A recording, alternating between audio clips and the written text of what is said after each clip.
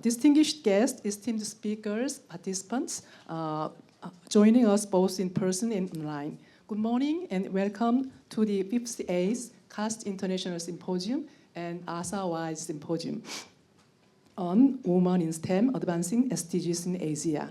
I'm Sohn, a fellow of the CAST, an organizer of this local fair. This symposium is organized by the CAST in collaboration with ASA and National Academy of Science and Technology Philippines, with the support from international inter-academy partnership. Together, it brings distinguished women scientists and leaders from across Asia and Oceania. Today is especially meaningful as we celebrate the launch of the first publication highlighting 49 women leaders in STEM whose work contributes to advancing the Sustainable Development Goals 3, 4, 5, 9, and 13 in Asia. We are honored to hear inspiring presentations from 5 distinguished Asian women leaders joining online, followed by 4 outstanding Korean female leaders in STEM. We are also delighted to welcome 10 ASA-wide representatives participating in person. Thank you all for joining us today and contributing to this important dialogue on women's leadership in science and technology. Now it is my great pleasure to invite the president of the CAST to deliver the welcome remarks. Please join me in welcoming the president, Jinho Chung.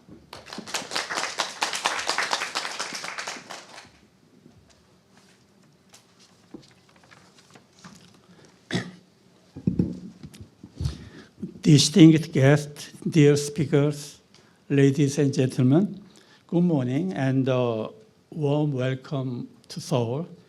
As president of the Korean Academy of Science Technology, it is my great pleasure to open the 58th CAST International Symposium. This year, we hold it together with the 4th ASA-wide Symposium with the same Women in STEM Advanced Sustainable Development Goal in Asia. Let me begin by saying thank you. Today is the result of a true partnership. I'm grateful to the Association of Academy and Society of Science in Asia, ASA, and its president, Professor Ahmet Yurdusev.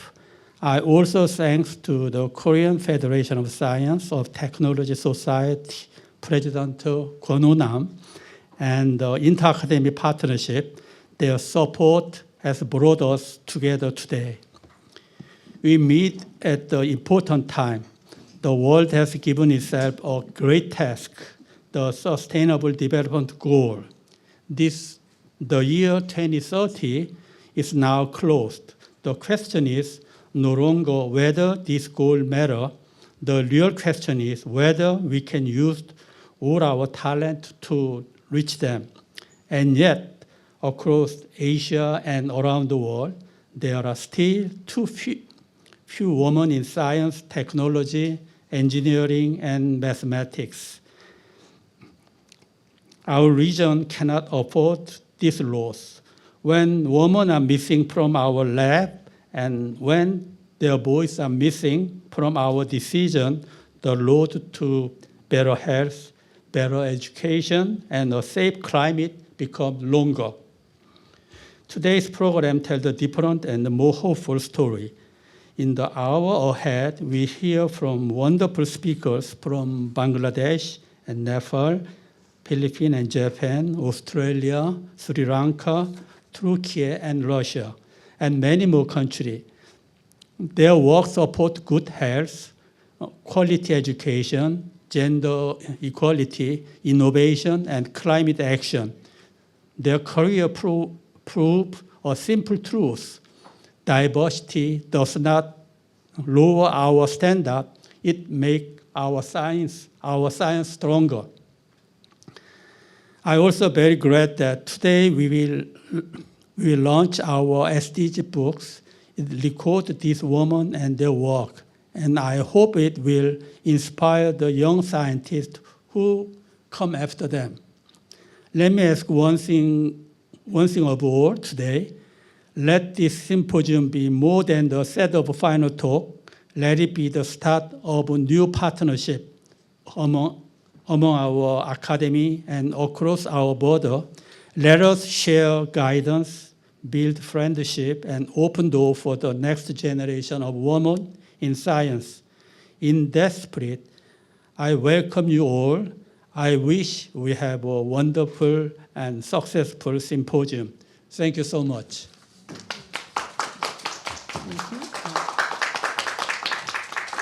Thank you, President. Next, please join me in watching pre-recorded video delivered by the President of ASA.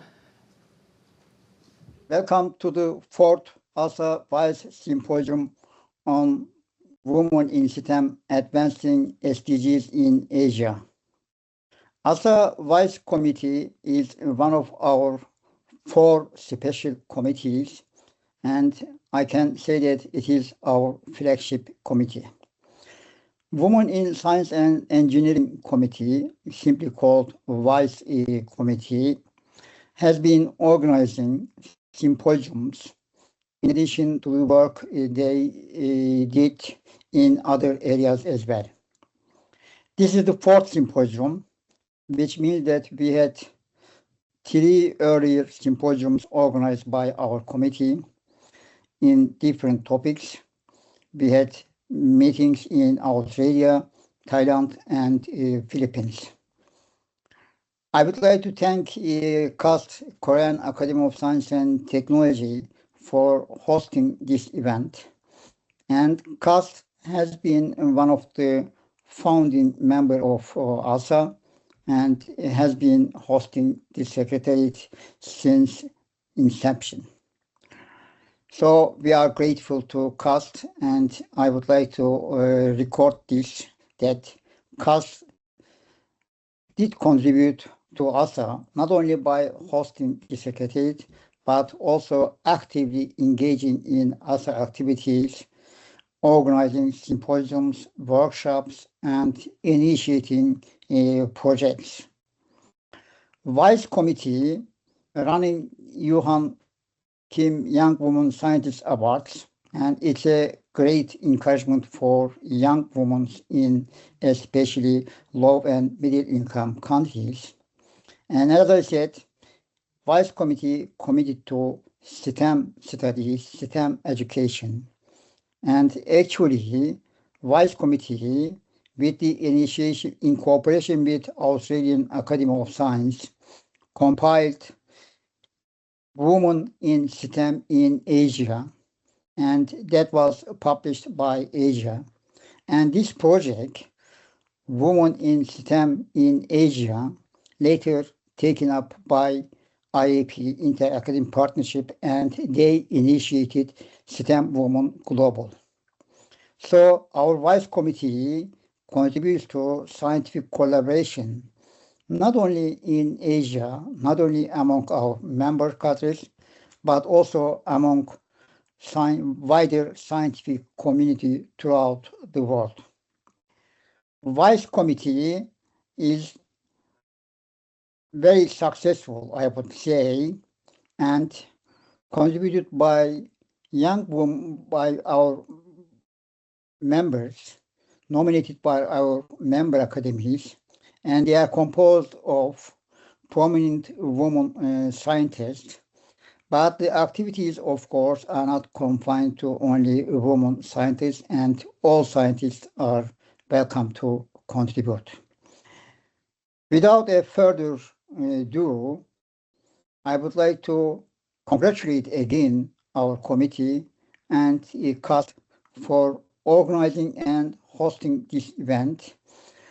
And I would like to thank all contributors, and I'm sure you will have fruitful discussions and shed light on different aspects of SDGs.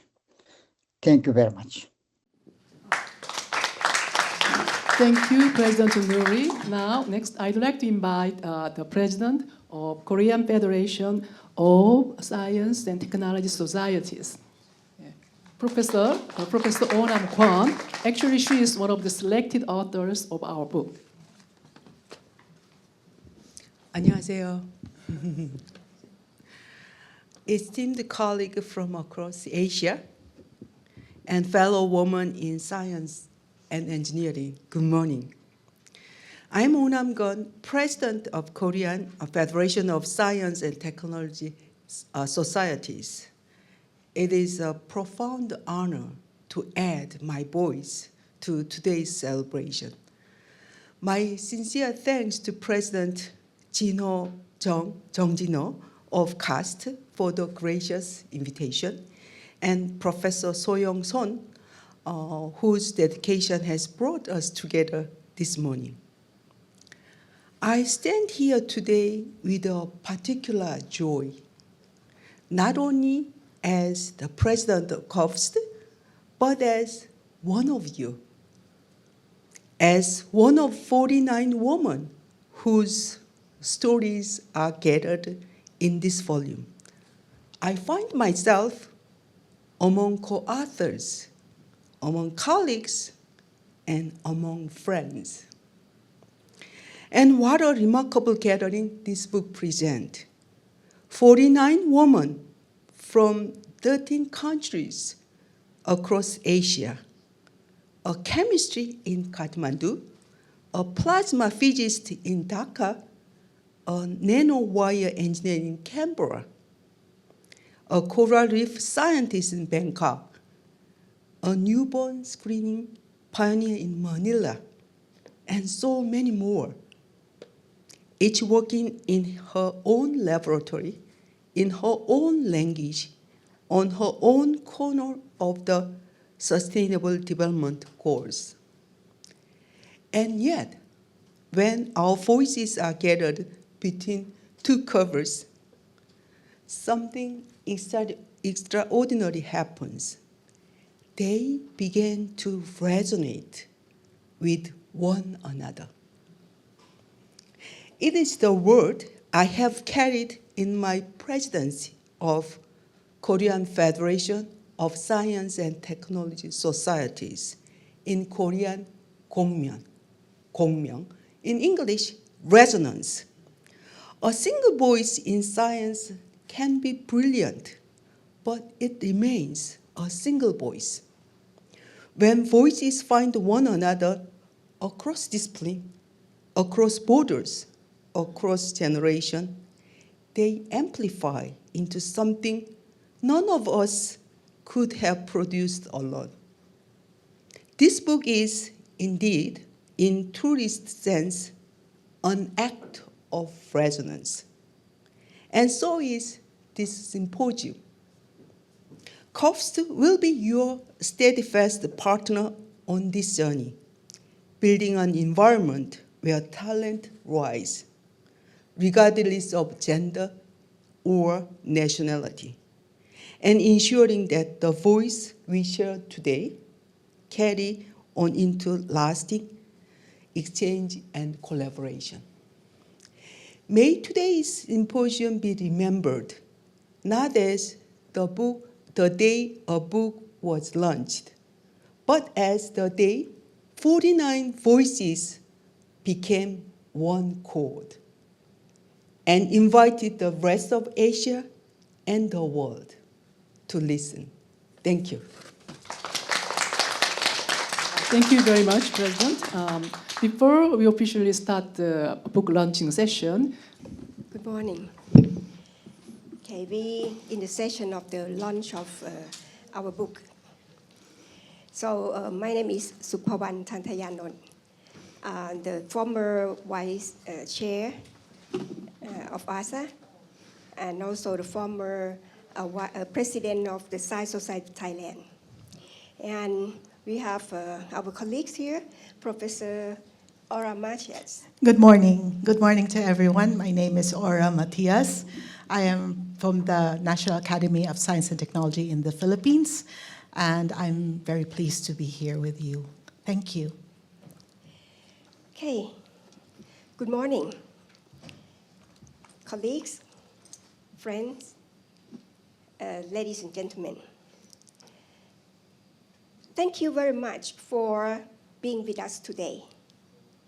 It is truly a pleasure to welcome you to the launch of our book, Women in Science, Technology, Engineering, and Mathematics, Advancing SDGs in Asia. On behalf of the ASA Vice Committee and the Book Committee, we are delighted to share this publication with you. This book has been a meaningful journey for all of us, not as the editors and contributors, but also as women in STEM ourselves. Today, we would like to share not only the book itself, but also the story behind how it came to be today. Aura, it has been such a great pleasure working together on this project. Thank you, Supawan. It was truly indeed a very fulfilling and challenging opportunity for the National Academy of Science and Technology Philippines to be working on this book. It has truly been a privilege, and this project became much more than preparing a publication. It became a way of documenting voices, achievements, and experiences of women in STEM across Asia. And today, we are very happy to celebrate those women with all of you. Well, the book began with a very simple but powerful question. How can we better recognize and make visible the contributions of women in STEM in Asia? Across the region, women scientists are leading important work in health, sustainability, climate action, education, science, engineering, and innovation. Many of these contributions are transformative, yet many remain insufficiently visible beyond their intermediate communities. This book was created to help address that. And we also hoped to create something lasting, not just recognition for today, but a record for the future. A record that captures not only scientific accomplishments, but also personal journeys. Because behind every achievement, there is also persistence. There are challenges overcome, there is leadership, and there is mentorship. And often there is a deep commitment to improving lives through science. Exactly. We wanted readers to see women in STEM, not only through publications or awards, but through stories. Story of purpose, story of resilience, stories of contribution to society, and importantly, stories connected directly to the Sustainable Development Goals. Perhaps we can now share how the book was developed. We began with an open call for nominations through ASA member academies and societies across Asia. This was important to us because we wanted the process to be broad, inclusive, and representative of the region. The nominations that came in were truly inspiring. They reflected the richness of STEM across Asia in established institutions, emerging research communities, cities, rural communities, and across generations. Reading through them was both exciting and humbling. The screening committee then reviewed all nominations very carefully. We aimed to create a well-balanced cohort across countries, disciplines, generations, and types of impact. This was not easy because there were so many outstanding women. Yes, and perhaps one of the hardest parts was that excellence takes many forms. Some women were recognized for groundbreaking research, some for innovation and entrepreneurship, some for science communities, some for policy leadership, and some for transforming communities through education and outreach.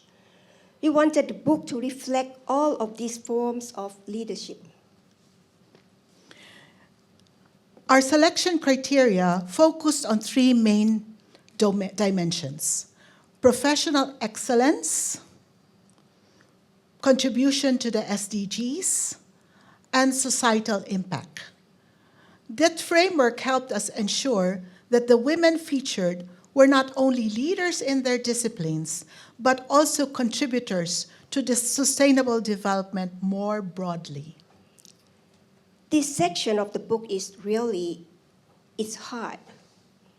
The featured women scientists come from across Asia, from Australia to Bangladesh, Japan, Kyrgyz Republic, Nepal, Pakistan, Philippines, Russia, South Korea, Sri Lanka, Thailand, Turkey, and others.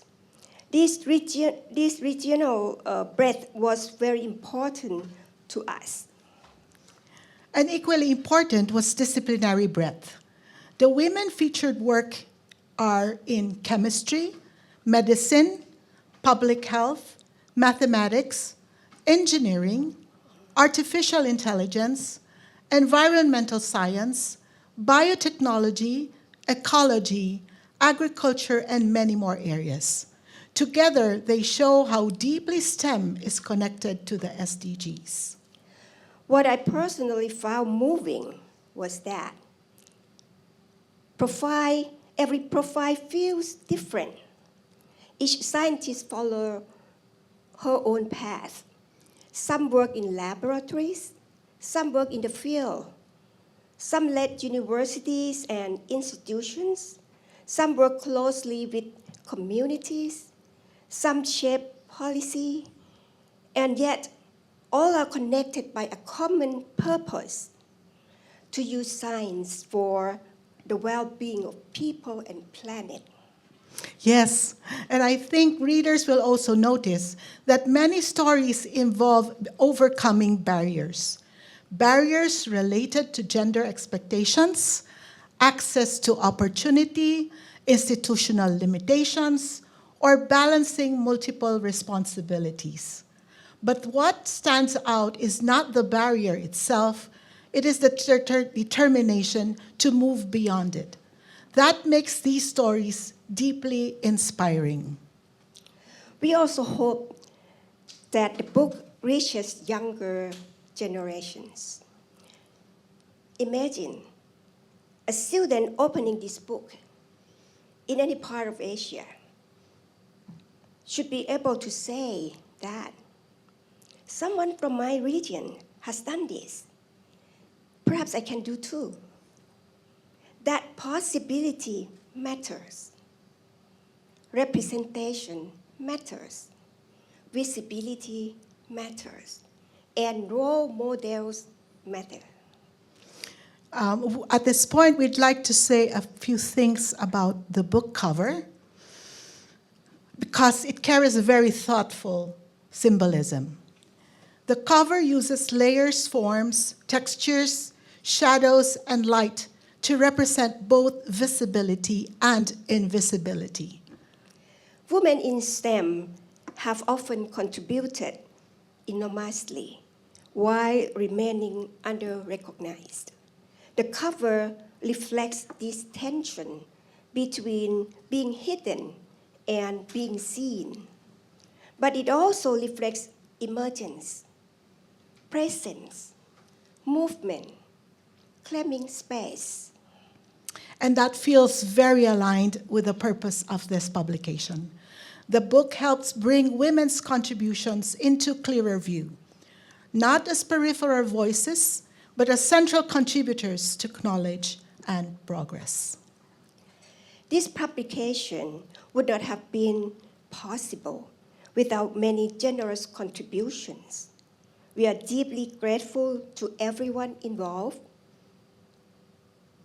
Association of Academies and Societies of Science in Asia, ASA, Inter-Academy Partnership, IAP, the ASA Vice Committee, the Book Committee, the Screening Committee, the editorial team, and the production and secretariat team, and most importantly, the leading project by NAS Philippines.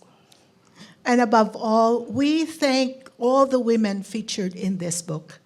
Thank you for your science, your leadership, your courage, your mentorship, and your service to society. This book exists because of your work. We hope this publication will serve several purposes: as recognition, as documentation, as inspiration, and as a resource for future generations. And we hope it contributes in its own way to advancing equity and inclusion in STEM across Asia. Science helps shape the future. And women in STEM are helping shape that future every day. Thank you very much.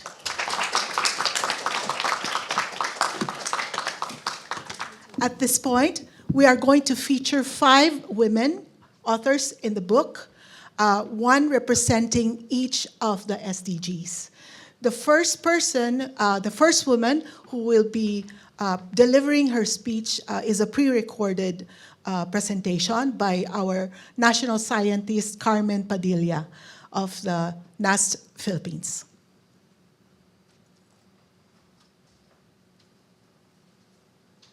Good morning. Thank you for the invitation to present my work on newborn screening and the mission of saving babies from mental retardation and death.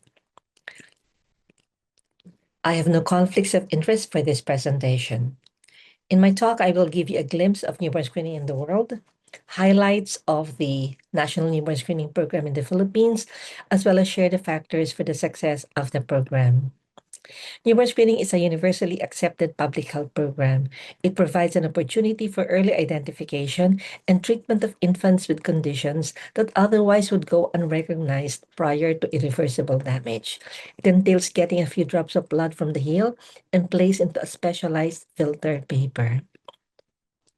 Although newborn screening was introduced in the mid-60s, only 30% of the worldwide newborn population undergo newborn screening at birth. As you can see this slide, some will only screen for one condition, some are screening more than 40, some are screening 100% of their newborns, some are screening only 50%, some are just doing pilot studies, and yet those without color do not have any newborn screening at all. Newborn screening is a response to SDG goal number 3, good health and well-being. In the Philippines, newborn screening started as a pilot study in 1996, when the infant mortality rate was 31.4 per 1,000 live births. We used the heel prick for sample collection after the 24th hour of life. It was started by a group of 24 hospitals with objectives of establishing the incidence of 5 conditions and using the data to give the government and make recommendations for adoption of nationwide newborn screening. There were many papers that were generated out of the data that we had, and the evidence generated led to policy development at the Department of Health in starting 2000, and likewise the data was used as the basis for the enactment of the Newborn Screening Act of 2004. So where is the Philippines now? We had 24 hospitals in 1996. We are now offering newborn screening in more than 7,000 hospitals across the 7,600 islands of the country. In 2025, we had 1.2 million babies with a coverage of 96.8%. Since the program started, we have saved more than 300,000 babies from mental retardation or death. In each of the hospitals and the birthing center, education happens before the baby is born. The sample is collected. The sample eventually is brought through a courier service to the lab, and then the results goes back to the hospital or the birthing center where the baby was born. If the patient is confirmed, then the patient will be referred eventually for long-term care. We started with 5 conditions in 1996. We are now screening for 29 conditions. The samples across the country are sent to one of the 7 strategically located newborn screening centers. The newborn screening center is in charge of closing the case. The baby normal, or does the baby have confirmed diagnosis? If the baby has a confirmed diagnosis, then the baby is referred to a continuity clinic who takes care of long-term care and practically lifetime. We now have 68 continuity clinics in the country. On both sides of short-term and long-term follow-up, we can see that the Department of Health is engaged for recall and patient needs. We also engage all the experts involved in the care of the patients. They are members of committees of specific disorders. The expert panels are in charge of algorithms for screening, the protocols for confirmation and treatment, as well as the frequently asked questions for doctors and patients that's actually found on the website of newborn screening. This is a snapshot of the whole program. We had very humble beginnings. It was a steep climb in terms of coverage. The y-axis is the Y coverage. The blue bars is testing for 6 conditions. The red bars are covering for 29 conditions. And you can see here that despite the fact that we had the law and we had the coverage for insurance, it is not enough because at the end of the day, it's important that the people engage. It is a whole of society and a whole of government approach. Even when we had COVID pandemic, the coverage did not really slide down. And now in 2025, we're screening close to 97%. So what factors led to success and what lessons can be shared? There are many lessons, but I've identified 7 that I'd like to share with the audience right now. Lesson number 1 is have an army of dedicated, empowered health advocates. Each of the hospitals and birthing centers has a hospital coordinator who does this as on a voluntary basis. They're in charge for education, collection, and eventually submission of samples, and then the release of the results and recall of the patient. Lesson number 2 is use policy development as a strategy. In the Philippines, we use legislation, but our law provided the governance and framework for implementation. Among the components of the law, one of the other component I find very important is that newborn screening is included in the benefits package of the newborn. Lesson number 3 is work closely with the policymakers. We have a devolved health system. We need to dialogue with the governors and the mayors, and we have changes of political leaders in a couple of years. On a national level, we need the support of our secretaries or ministers of health. Each time we have a new minister, we have to sit down, explain the status of the program, and solicit the support and commitment for the growth and expansion of the program. Lesson number 4 is to have a continuous program for training advocacy. In every hospital, we have a poster. The poster has 2 children. Both have the same condition, congenital hypothyroidism, both have the risk for mental retardation. But the girl was screened, diagnosed, and saved for mental retardation, and is now a very successful engineer. The boy was only diagnosed at the age of 14 and is severely retarded, and of course up to now is still retarded. The girl has recently gotten married. From traditional medium, we have gone digital, and as a matter of fact, our training and advocacy materials just adapt to technology changes, whatever is available. We also have a webinar series for our coordinators since we have 7,000 hospitals. It talks about the many components of screening, and it's our way of reaching out to them. We're just about to, it's called Newborn Screening in Focus. It's available on YouTube, and we're just about to work on season 3, and the first of the series will probably come out in about 2 months' time.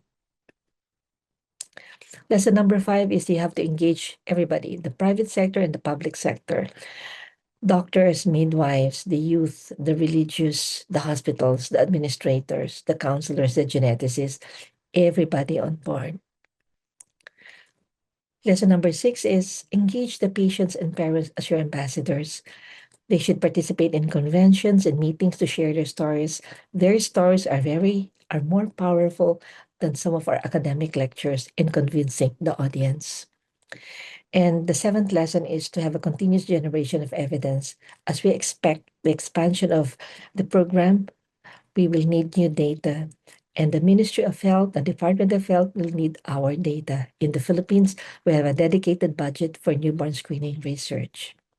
Despite all of these lessons, we have continuing challenges: timeliness, accessibility, treatment, and the Philippines is disaster prone. So we definitely a whole of society and whole of government approach if you want to sustain the success of the program. The last few minutes of my talk, I'd like to share with you executive mentoring through the workshops on consolidated newborn screening efforts. Mid-2000, we were requested by some of the countries to conduct workshops for those countries with less than 50% coverage and for those countries without newborn screening programs. And the objective of the workshop is actually to discuss their challenges and to share the best practices. The challenges are similar, the problems are the same, and sharing best practices will help them get over much sooner. The outputs of these workshops have been published, and for those who are interested, you can have a look at them. We conduct them about every 2 years, but we had a gap during the COVID pandemic, but we have revived it. So we had a meeting in Nepal and Hanoi recently. The countries who participate in this workshop actually send their program coordinators and representatives from the ministries of health. Everybody has the same vision: to give every child, every newborn in our respective countries to have a good start, a healthy start. And that happens with newborn screening. So I've given you a glimpse of newborn screening in the world, some updates on the Philippine program, and I've shared some lessons from our program, the lessons we shared with the countries who participate in the consolidated workshops in the Asia Pacific. Again, thank you very much for the opportunity to share newborn screening with the community. Maraming salamat sa inyong lahat. Good morning. Hello. Good morning. So that was national scientist Carmencita Padilla. We consider her one of our icons in the Philippines for having started this program. She represented SDG 3 for health. The next presenter is for SDG 4.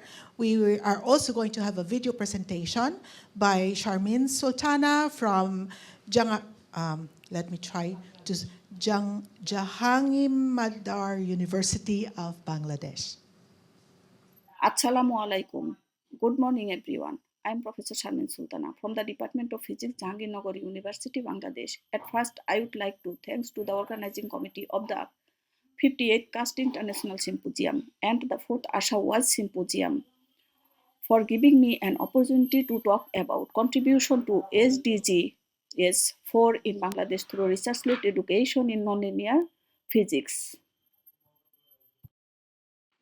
Okay, here is the outline of my presentation. At first, I will try to give a brief flavor about SDG goal 4, what is quality education, then briefly about nonlinear physics and nonlinear plasma physics, applications of nonlinear physics in different fields.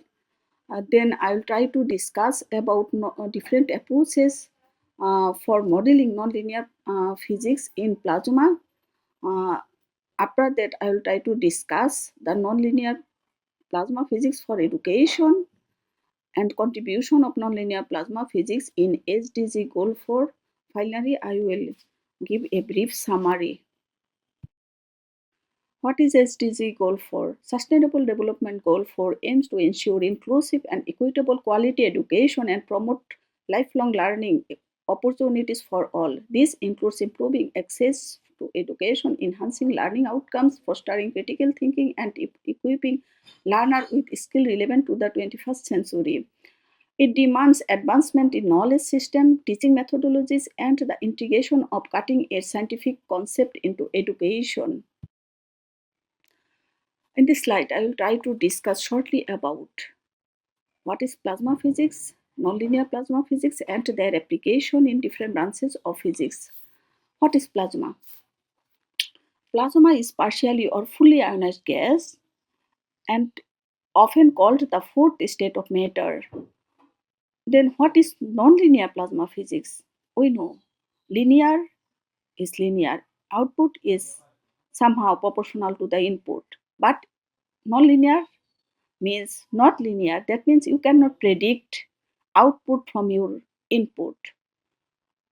Nonlinear plasma physics generally studies solitary waves, shock waves, envelope modes, quantum plasma behavior, plasma instabilities, etc.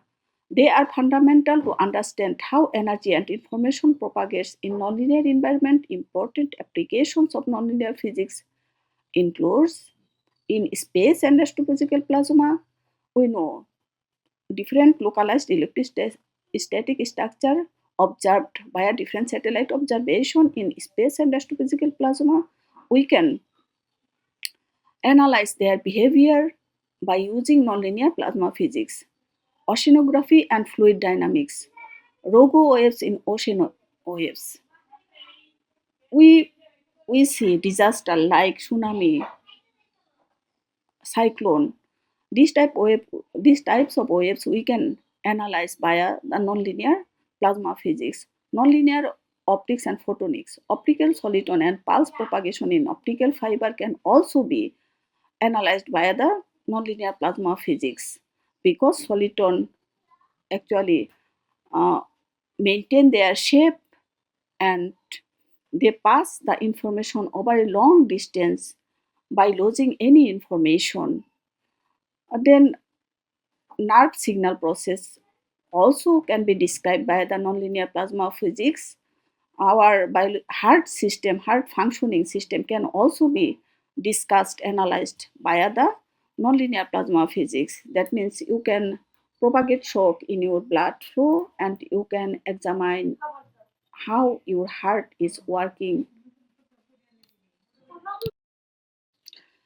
There are different approaches for modeling nonlinear wave theory in plasmas.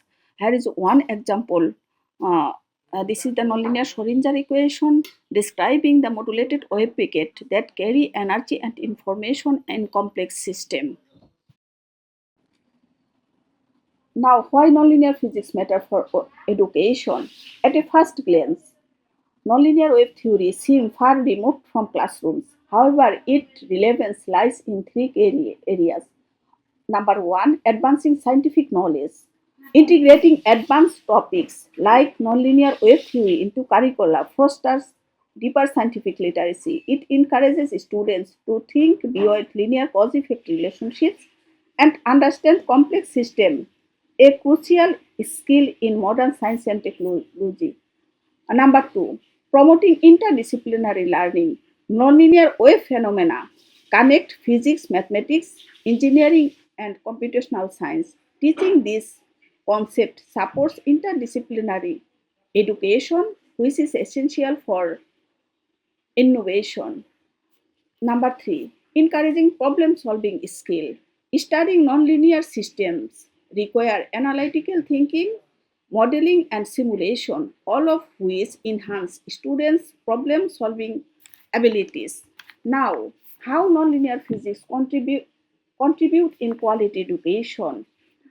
These are the major ways how nonlinear wave theory or nonlinear plasma physics directly contribute to achieving SDG goal 4. Number 1, enhancing curriculum quality, supporting research-based learning, advancing digital and computational skills, encouraging innovation and technology development.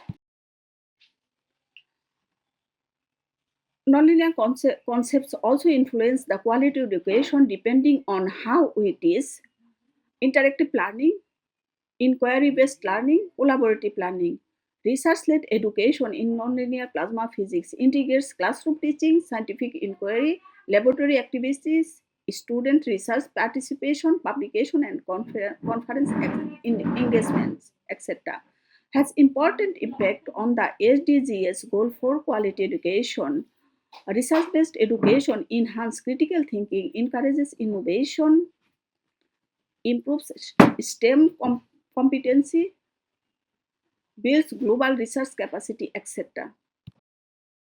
Now the question is how nonlinear plasma physics research contribute in SDG goal 4 in context of Bangladesh. Many universities in Bangladesh, example Jahangirnagar University, Khulna University, Chittagong University of Engineering and Technology, have developed internationally recognized research group in nonlinear plasma physics. The most important research areas of this research group are dusty plasma physics, quantum plasma physics, modeling of wave behavior in extremely dense plasma, space and astrophysical plasma, etc. We nonlinear plasma physicists from our research group are contributing significantly in understanding the behavior of solitary waves, shock waves, and envelope structure in plasmas of different contexts. We contributed via the supervision of MPhil, MS, and PhD students to the development not only of a new generation of scientists but also of a group of pupils who are working in different sectors in their professional life. Now I'm going to give a few examples of our product from our lab. For example, his Professor A. Mannan, student of mine and research collaborator, completed his PhD from Italy, now working as a professor at my institute. He is the M.R. Hassan, my research student, completed his PhD from Wesleyan University, USA. He is T.I. Rajiv, my research student, faculty at my own institute, now doing PhD in USA. Mubarak Hussain, my research student, now scientific officer at Nuclear and Power Plant Company Limited, Bangladesh. Sharmin Sumaya, my research student, now lecturer at Bangladesh Army University of Science and Technology. Smita Tasmin, my research student, now graduate research assistant at USA. Sonia Akhtar Ima, my student, collaborator, now assistant professor at East West University. T.F. Rahman, my research student, started her PhD at USA. The Abu Hayat, my research student, lecturer at Chittagong University of Bangladesh. Okay. Here is one portion of my research group. I am currently supervising more than 25 MS, MPhil, and PhD students. Some of them have already received scholarship for their PhD work from well-known universities from USA, Europe, Australia, UK. To conclude, nonlinear plasma physics can contribute in SDG goal 4 in context of our country by improving higher education quality, building scientific research capacity, advancing STEM education, and creating globally competitive research. Research progress in Bangladesh from different established Bangladeshi research groups demonstrates how advanced scientific research can directly support sustainable education development. Thank you all for your patience and attention. Thank you. Thank you very much, Professor Sultana. Our next two presenters are joining us via online through Zoom. They are already online. Our next presenter represents SDG 5, Anjana Singh from Tribhuvan University, Nepal.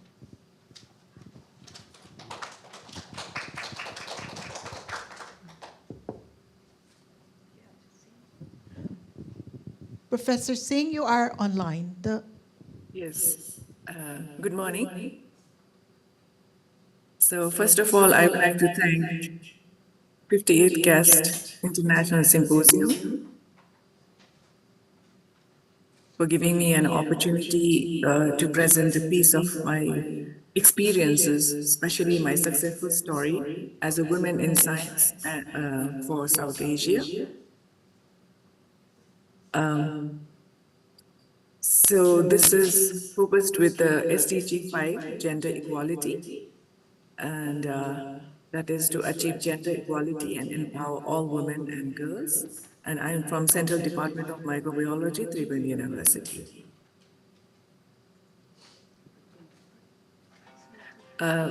Before going to the details, just my family history, I would like to put forward that I belong to a middle-class family and a house member of a joint family, where we all stay together, my in-laws and myself.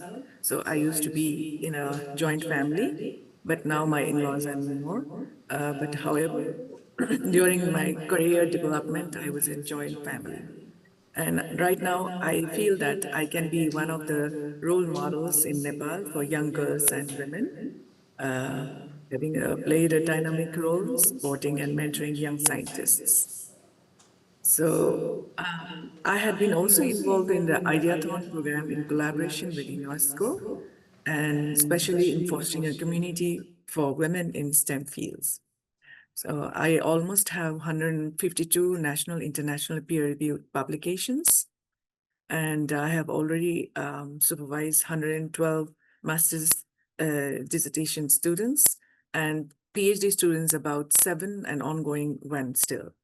And I'm also a peer reviewer of 12 journals and chief editor of University Journal.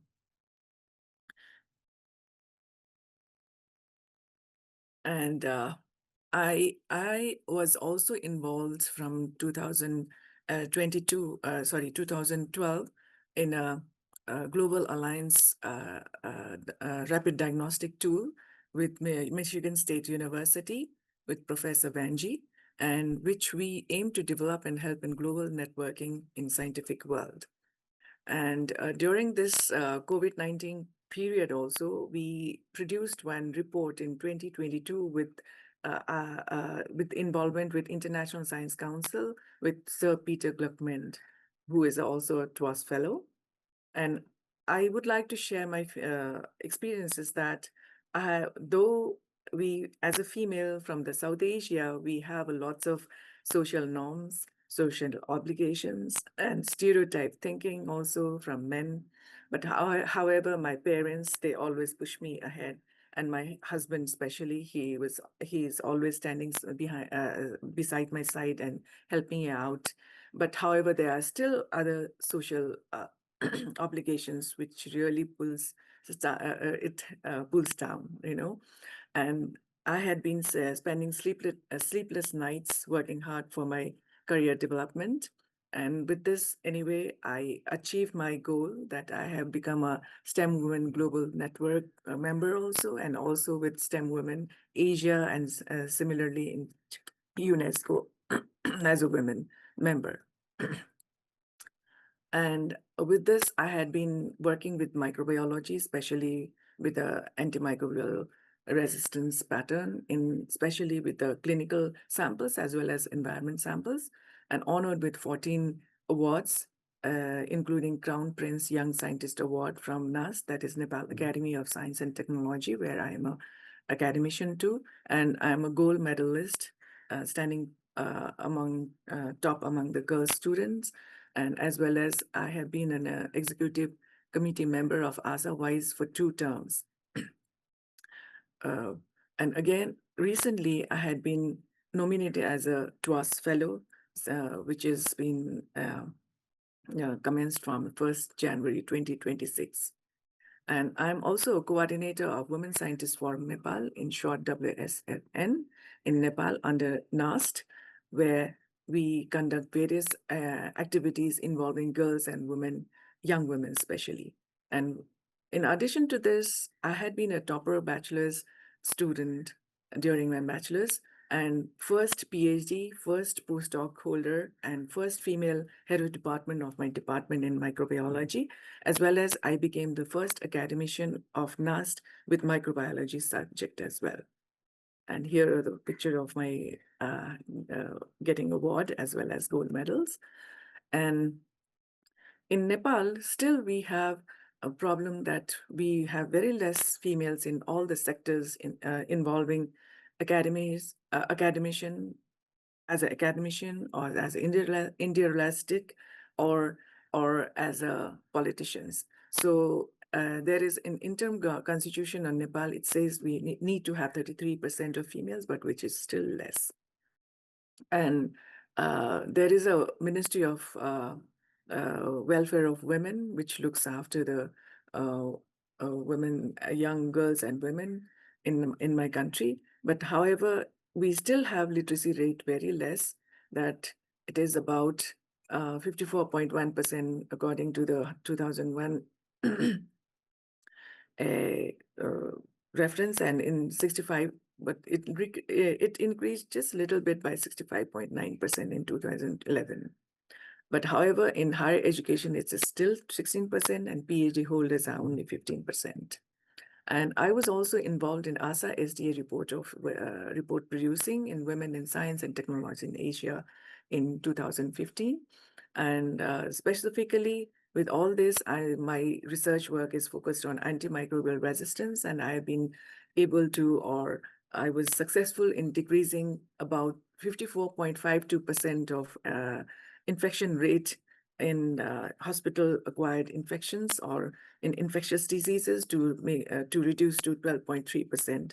And this is what we came to a conclusion, that the prophylactic antibiotics that has been given in the hospital should be periodically checked by the hospital authority, or in another word, antibiotic stewardship is very needed. And there are a few workshops and symposiums and talks that we have produced or we have conducted according to Women Scientists Forum Nepal, where we have been giving or involving all the regional partners. We can see here Professor Ajra Khanam as well as Professor Nadira Karunavira from Sri Lanka and Bangladesh also. And then I try to incorporate international dignitaries as well as national to make the young girls and women to attract in science as well.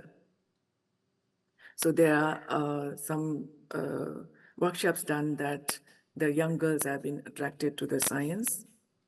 And similarly, some talks, what do you say, a scientist, distinguished scientist from in India, where he's been my supervisor as well, that we put a talk program in our academy to attract the students. And recently, we've been also giving trainings in research methodology and scientific trainings, which has been conducting frequently from Eastern Nepal to West Nepal. And recently we have done in Tansin Palpa, where we can see in the photographs that the young girls and boys has been attracted towards science. And I would like to thank the ASA for the upcoming publication that is especially in Women in Science, Technology, Engineering, Mathematics, Advancing SDGs in Asia, that out of 49 eminent scientists that I have been also chosen for this presentation. And in the end, I would like to put forward the saying that there is no tool for development more effective than empowerment of women. That has been put forward by Kofi Annan. And there is a little bit comic, this has been produced here, where we still see that people are still wanting the males to be in the major position, where females can also equally be positioned and can do the work. With this, I would like to thank you all, and thank you for giving me the opportunity. Thank you, Professor Singh. Our next presenter is representing SDG 9. We can entertain a few questions since our speaker is here. Yeah? Maybe we can have a question and answer after the two. All right. So we will entertain a few questions on the floor after the next presenter. So while the two of you are online. So if you will just still remain with us, Professor Singh. Okay. So our next speaker is representing SDG 9. This is Professor Fu from Australian University. You have the virtual floor. Thank you. Chair. Good morning, distinguished colleagues and guests. It is great pleasure for me to join the 58th of CAST International Symposium. Firstly, I would like to acknowledge ESA Vice Committee and also would like to congratulate you for this great achievement in developing this special project to celebrating women in STEM, advancing SDGs in Asia. It's also a great honor for me to really join the 48 distinguished colleagues into this special project. So today I'm going to talk about one of the research work I've been done in the past 5 years also in developing nanowire breast sensors for personalized health monitoring, which basically which is just simply breathtaking. So just a very brief introduction of myself. I did my undergraduate and master's education in China, and then I got a scholarship to join the Australian National University in 1997, working with optoelectronic devices in the Research School of Physics. So what I've been working is really working on the semiconductor-based lasers and photodetectors and use them for communication applications. I have got enormous support and mentoring from my supervisor and now also the colleagues, Professor Jagdish as well as Professor Hotan, have been working in the past about 30 years in the field. And without their support and mentorship, I wouldn't be myself today. So I think for whoever, as a woman from Asian background, it is very important to have those support along my career. So my research background is really on the 3-5 compound semiconductors and their application for optoelectronic devices.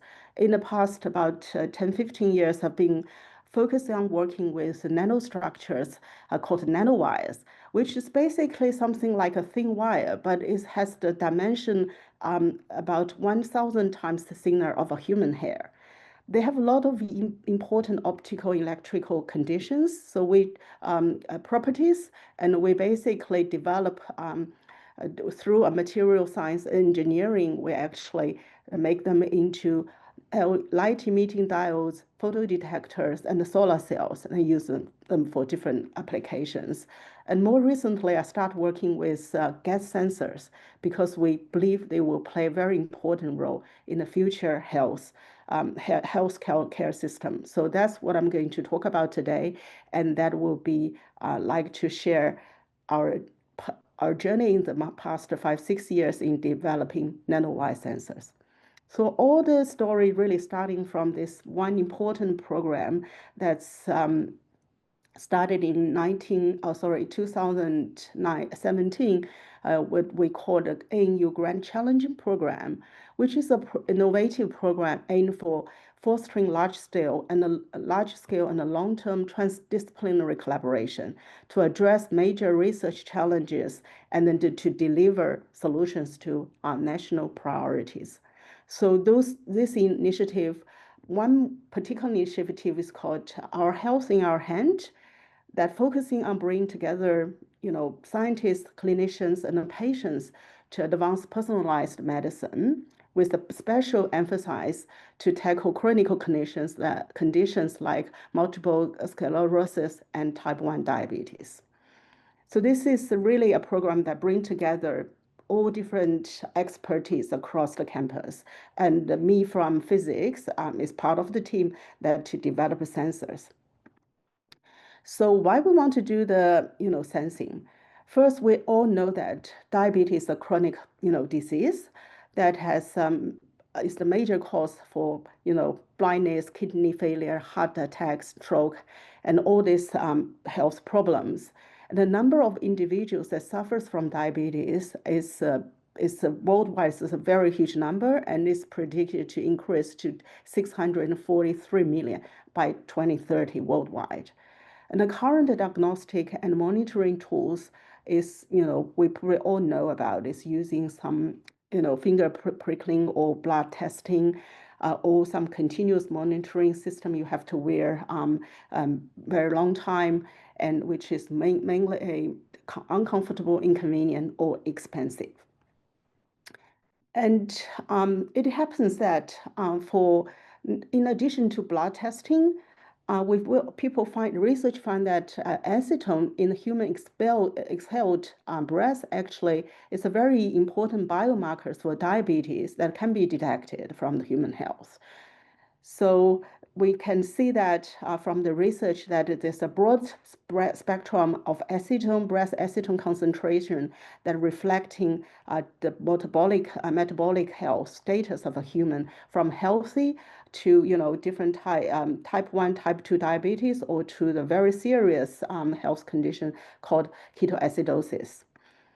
And then there's also study review that the breath acetone will have a very strong correlation with blood hydroxybutyrate concentration. That's actually also closely related to type 1 diabetes conditions as well.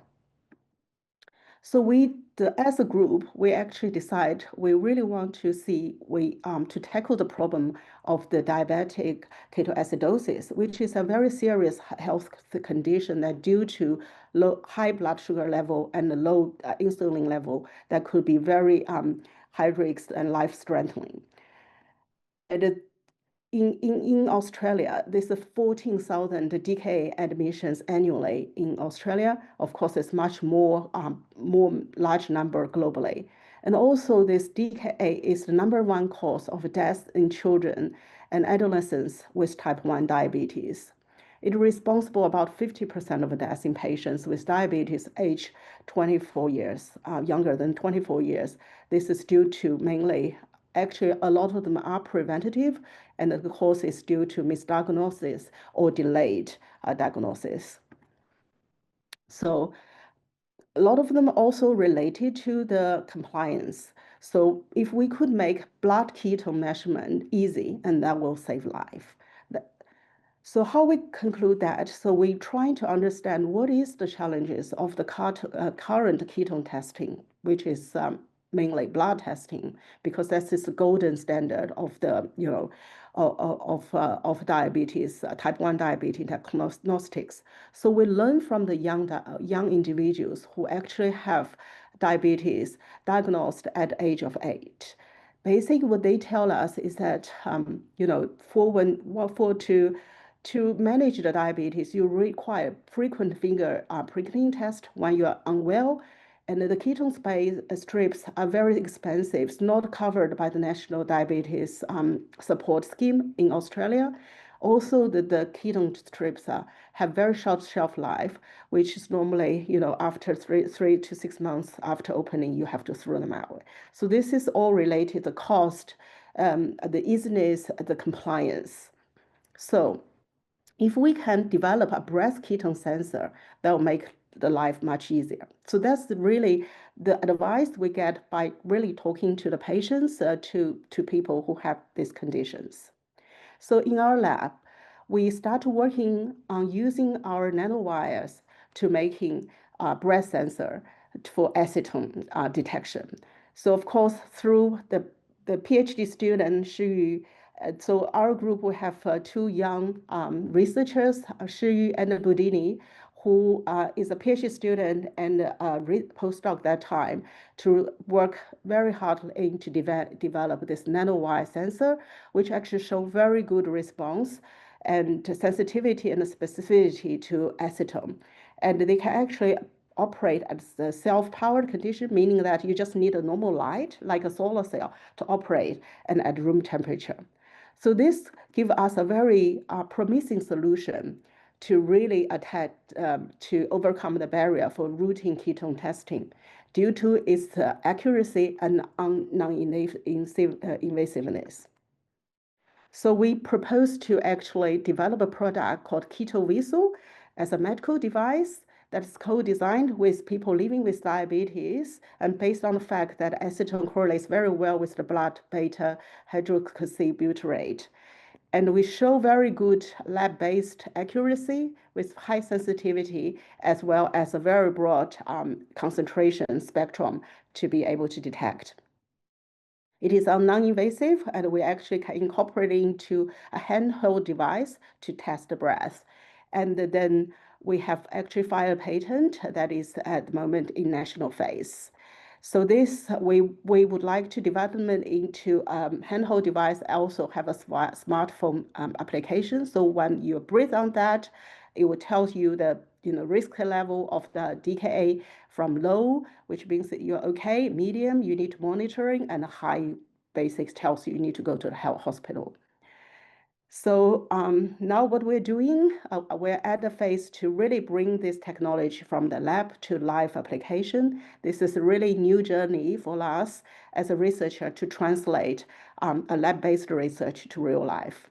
I'm very excited that you've got really a strong interest from industry and have a new startup company, Keto Innovation, just launched and set up recently to really trying to bring this into the commercialization. So what I want to see is that this journey is exciting, but it's not easy, and it would have been possible without a very diverse and a talented team. So as you can see that our technology team from our health and our hand team, Grand Challenge team, we have really diverse team from gender, from the nationality, the culture, from our expertise all across the place. And without the diversity and without inclusion, we wouldn't have bring up all these innovative ideas and also experience together to develop this promising technology. And later on, we have a really great support from our industry collaborators, the Keto Innovations, and also another important company specialized in actually breast sensor for animal welfare. So you can see that their CEO, Dr. Bronwyn Darlington, is a successful female entrepreneur who has enormous knowledge also in breast sensor. So we are collaborating together to see if we can also have some application, not only for human as well as for animal. Of course, the technology really is initiated, also enabled by very talented young female scientists and our collaborators, as you can see from here. And I think they are really they are the future for the science. And Shiyu now is Shiyu and Budini both now seeking their academia career, one in China, one in US. So I really will keep collaborating, and also I see their promise to the future success as well. So to conclude, I just want to hope you can get excited by our semiconductor technology, which is a promising platform to address the health for the future health care system, and also the cutting-edge science. It's very important to have diversity and inclusion. They are to really lead to transformative innovation and outcomes. I would also like to acknowledge a really a different support from Australian University, my research team, colleagues and collaborators, and my industry partners, and also various organizations to support our journey. Thank you very much. One or two questions from the audience. Yes, Aliyah.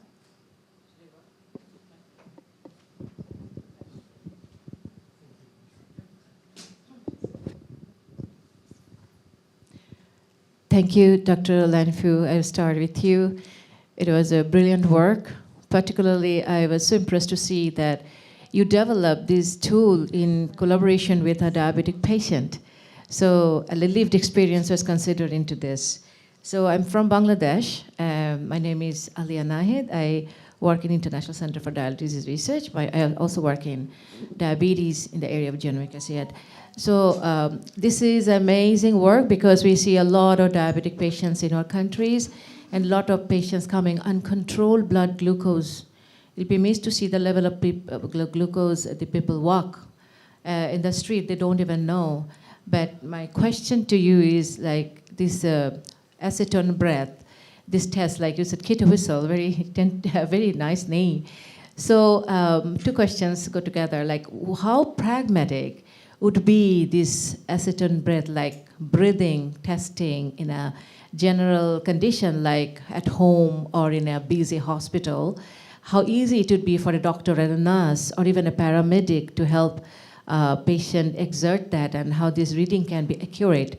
So I don't know whether it is the time to look at some trial or even at the at the technology, not at the technology level, but at the community level, that whether these readings are valid, still valid, the one you get in the lab.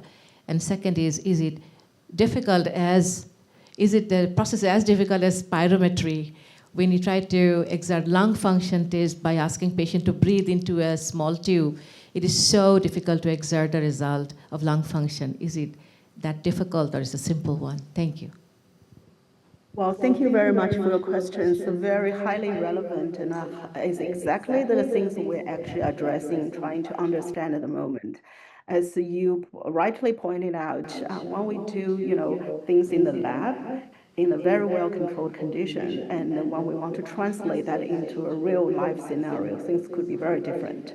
So that's why it is a long journey. What we have achieved so far, it's true, it's all in the lab, but we're actually trying to, by collaborating with Canberra Health, so you can see we have been closely working not only the patients, as well as, endocrinologist, Professor Chris Nolan, who is actually a specialist in diabetes, especially type 1 diabetes. So we do have this expert advice on various things. So we totally understand, right, the human breath is various. It varies all the time with your metabolic conditions. So clinical trials and pilot studies is really the step we're actually undergoing through at the moment. We're actually waiting for a call from the hospital to send us the first breath from human.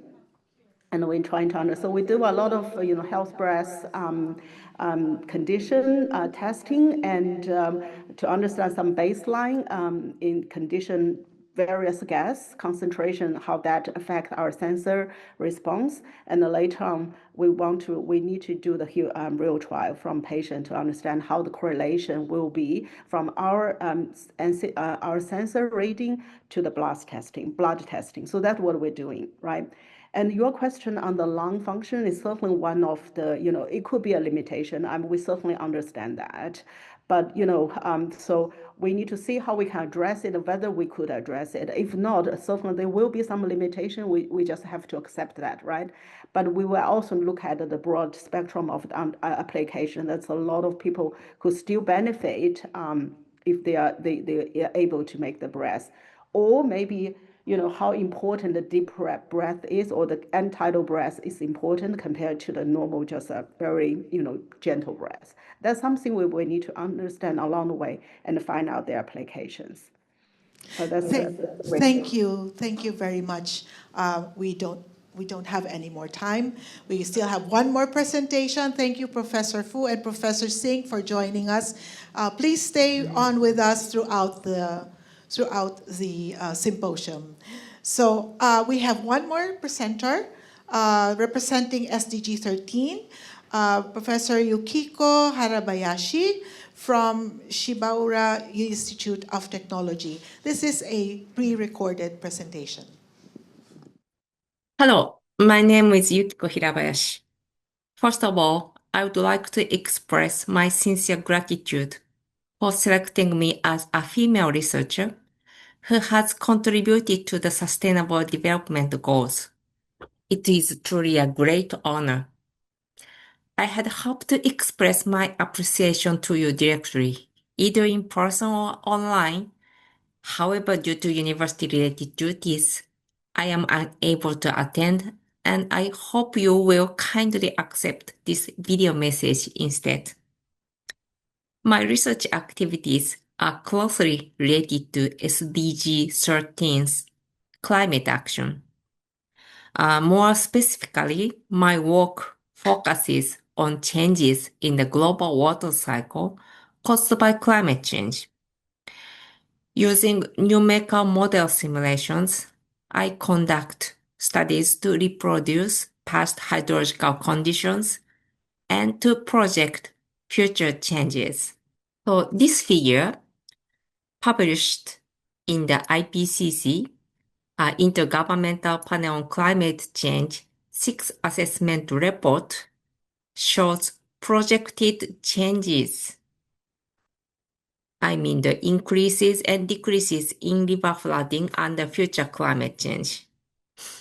In Asia, you can see river flooding is projected to increase due to climate change in all future scenarios.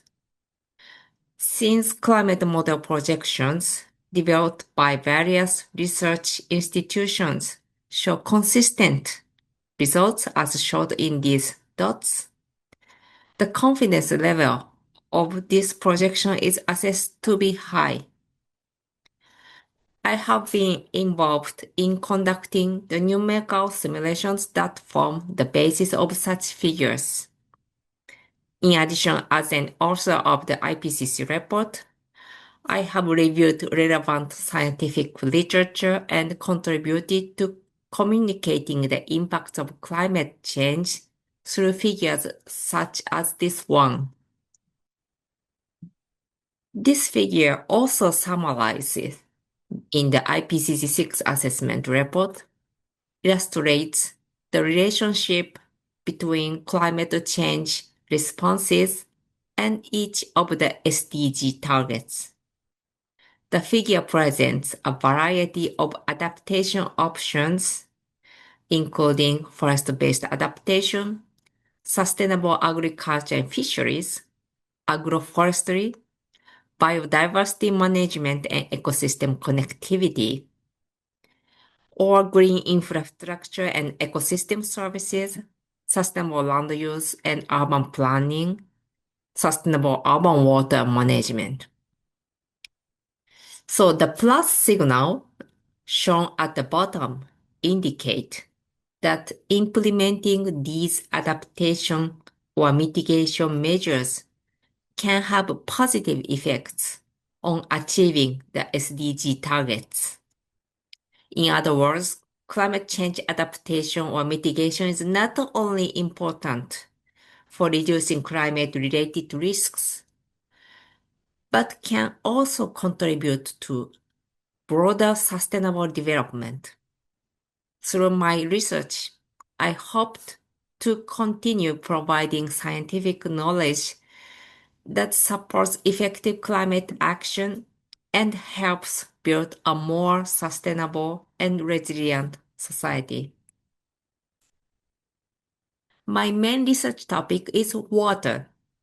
There are various water-related SDG targets, including those related to water resources, water quality, or the reduction of water related to disasters like flooding. These targets have particularly strong synergies with climate change mitigation or adaptation measures as shown in this panel. At the same time, some climate change measures, such as the expansion of biofuel crops, involve trade-offs with certain SDG targets. Therefore, it is necessary to maximize synergies while carefully considering the trade-offs. I would also like to highlight that water-related climate impacts are often more severe for women and people in vulnerable situations. For example, in many developing countries, women and girls are primarily responsible for collecting water. as climate change increases water scarcity, they may have to walk longer distance to reach water resources. This added burden reduces the time available for education, income-generating activities, and other opportunities. This also suggests that the participation of women and people in vulnerable situations is essential for SDG 13's climate action. This is a photo of the members who contributed to the water chapter of the IPCC 6 assessment report. I'm here. Or another photo is the SPM, the Summary for Policymaker, also of the IPCC Special Report on Ocean and Cryosphere, selected from chapter to High Mountains. I'm here. So like this, I had the opportunity to meet many female researchers involved in climate research around the world.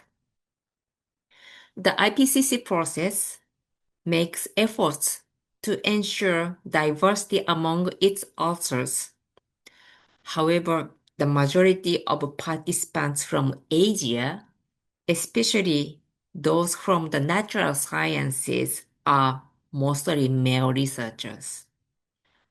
Through this award, I sincerely hoped to convey that women can play an active role in this field, and that many motivated female researchers will join research fields related to climate change and water. Once again, I'm deeply honored to receive this recognition. Thank you very much. Thank you very much. And that concludes our session featuring all 5 representatives of SDGs 3, 4, 5, 9, and 13 featured in our book. At this point, we are now going to take a short coffee break, and I am instructed to remind you that please be here by 11:30 at the program so that we can start promptly at 11:30. Thank you very much.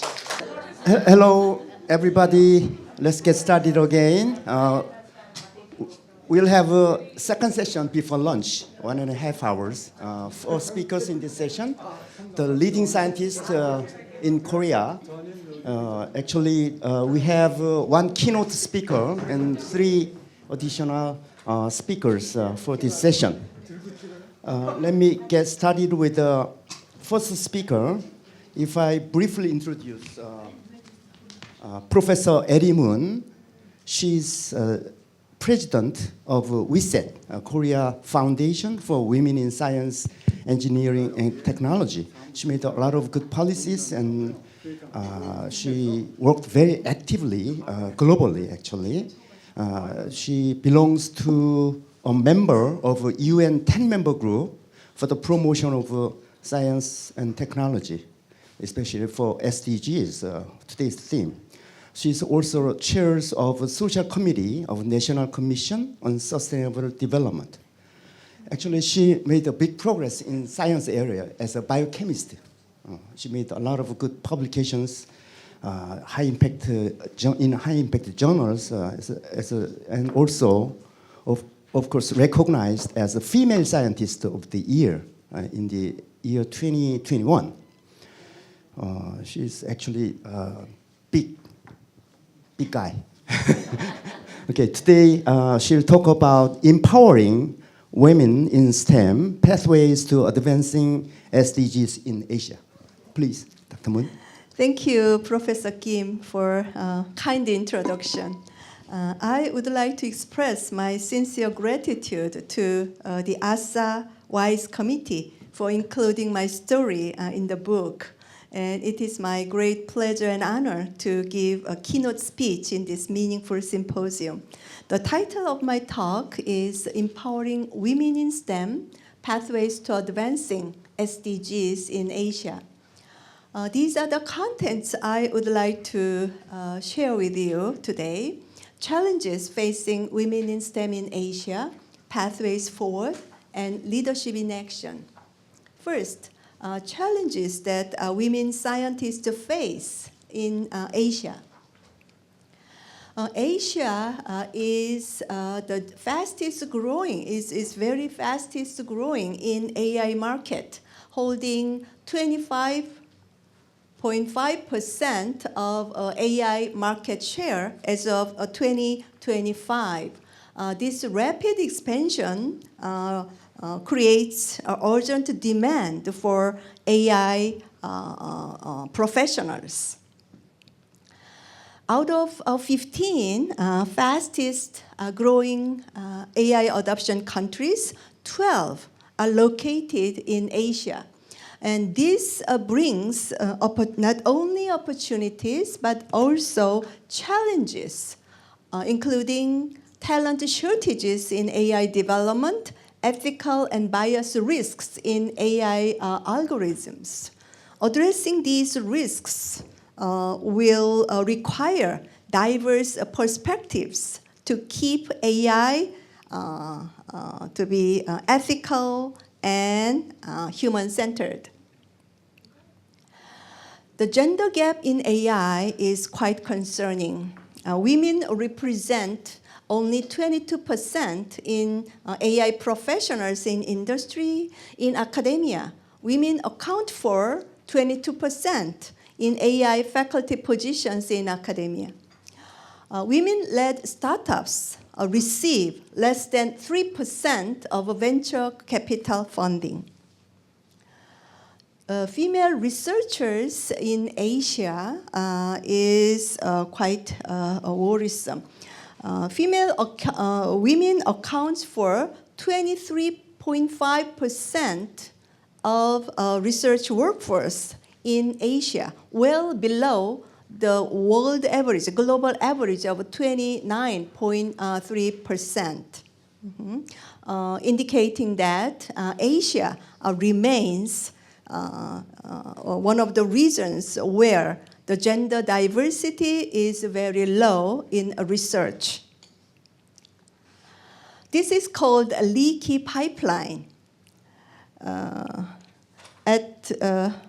So in Korea and many Asian countries, many qualified women leave their career path, especially after the age of 30, mainly due to childbirth and child caring, and widening the gaps between men and women in the research workforce. Especially in the management position and leadership roles, the female researchers face a glass ceiling.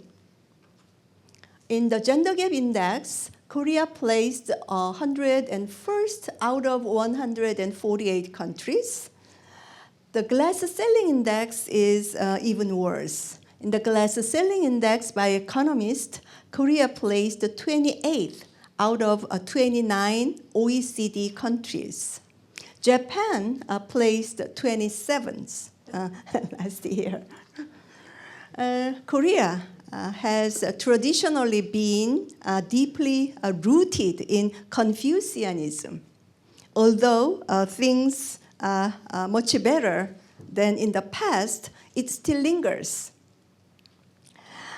creating an environment where women find it difficult to fully unleash their potential. The systemic drivers of the leaky pipeline are as follows. First, limited access to digital tools and STEM education. Secondly, male-dominated workplaces. And thirdly, bias in hiring, promotion, and funding. Underrepresentation in leadership roles and governance. And last but not least, gender bias embedded in AI systems. So a leaky pipeline is not a talent problem, it's a systemic problem. Addressing these issues are more urgent than ever. And if we fail to address these barriers, we will keep losing our outstanding female talent, not because they lack ability, but because the system is not built for them to succeed. So in the second part, I would like to suggest some pathways forward. So as I said before, Asia holds nearly 26% of global AI market share. And it is our moment to shape AI with the gender equity built in. And this AI gender gap cannot be solved by one single nation. So cross-border collaboration on gender bias in algorithms is essential. And SDGs are inherently global commitment. So they require global accountability. So we have to consider gender-responsive STI policies in digital era. So to embed gender equity into STI governance from policy to practice, we have to bridge the digital divide in access and opportunity. And we should institutionalize gender-responsive budgeting, and we have to expand sex disaggregated data collections. Without real data, the gender gaps are invisible. And if we don't measure it, we cannot fix it. And if we don't fund it, we cannot change it. And we also have to integrate gender impact assessments in STI policies. To ensure that AI leadership reflects societal diversity for more inclusive and trustworthy innovation, we have to promote women's leadership in science and technology. And we should provide mentoring and networking programs tailored for women scientists, and we should support women-led startups. Global partnership is very important. We should facilitate knowledge sharing of best practices among Asia on promotion of women scientists. And we have to organize regular policy dialogues and the expert exchanges and joint initiatives in R&D area among Asian countries. And we have to support capacity building programs.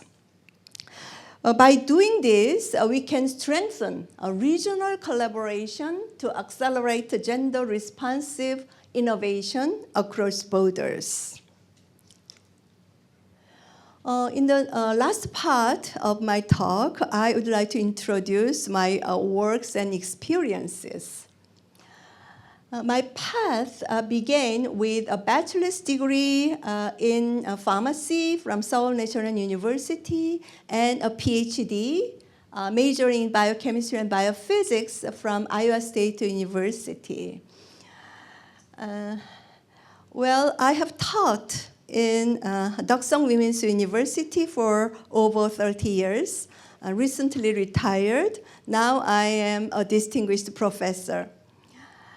And I have been president of WISET since 2022. I have been a researcher, professor, policymaker, and global leader, and each role has taught me different aspects on how we can create systemic changes that can open doors for women scientists. In Deokseong Women's University, I have mentored hundreds of female students. And seeing my students make their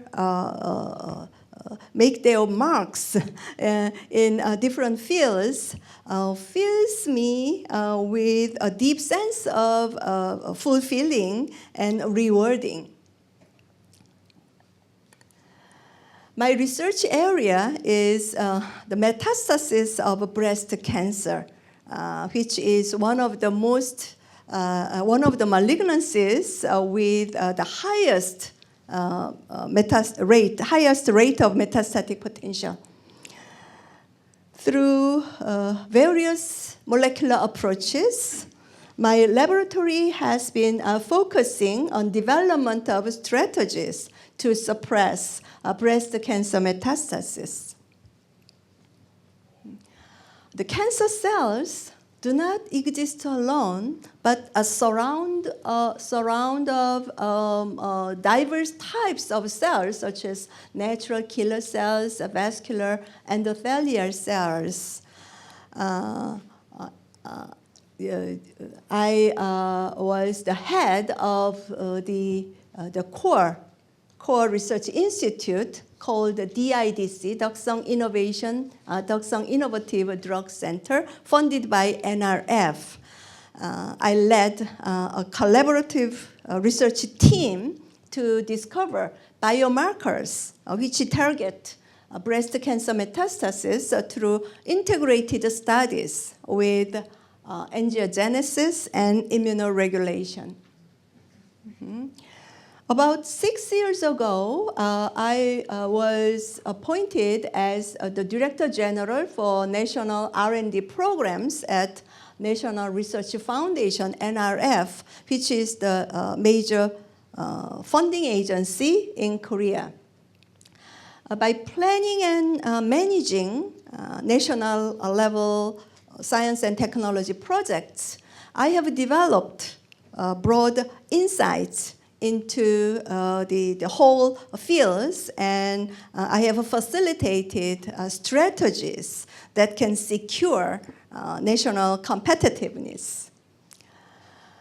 And since 2022, I serve as president of WISET, which stands for the Korea Foundation for Women in Science, Engineering, and Technology, which is a public institution under the Ministry of Science and ICT. I'd like to briefly introduce WISET. WISET has various programs to support women scientists in whole life cycle. We attract girls to enter science and technology major, and then we provide education, mentoring, and vocational training in emerging technologies. And we also support career-interrupted women scientists to re-enter their career path.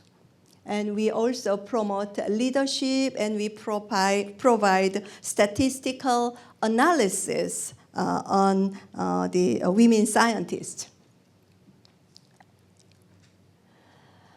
About 2 years ago, in 2024, we established Korea Diversity Committee, KDC.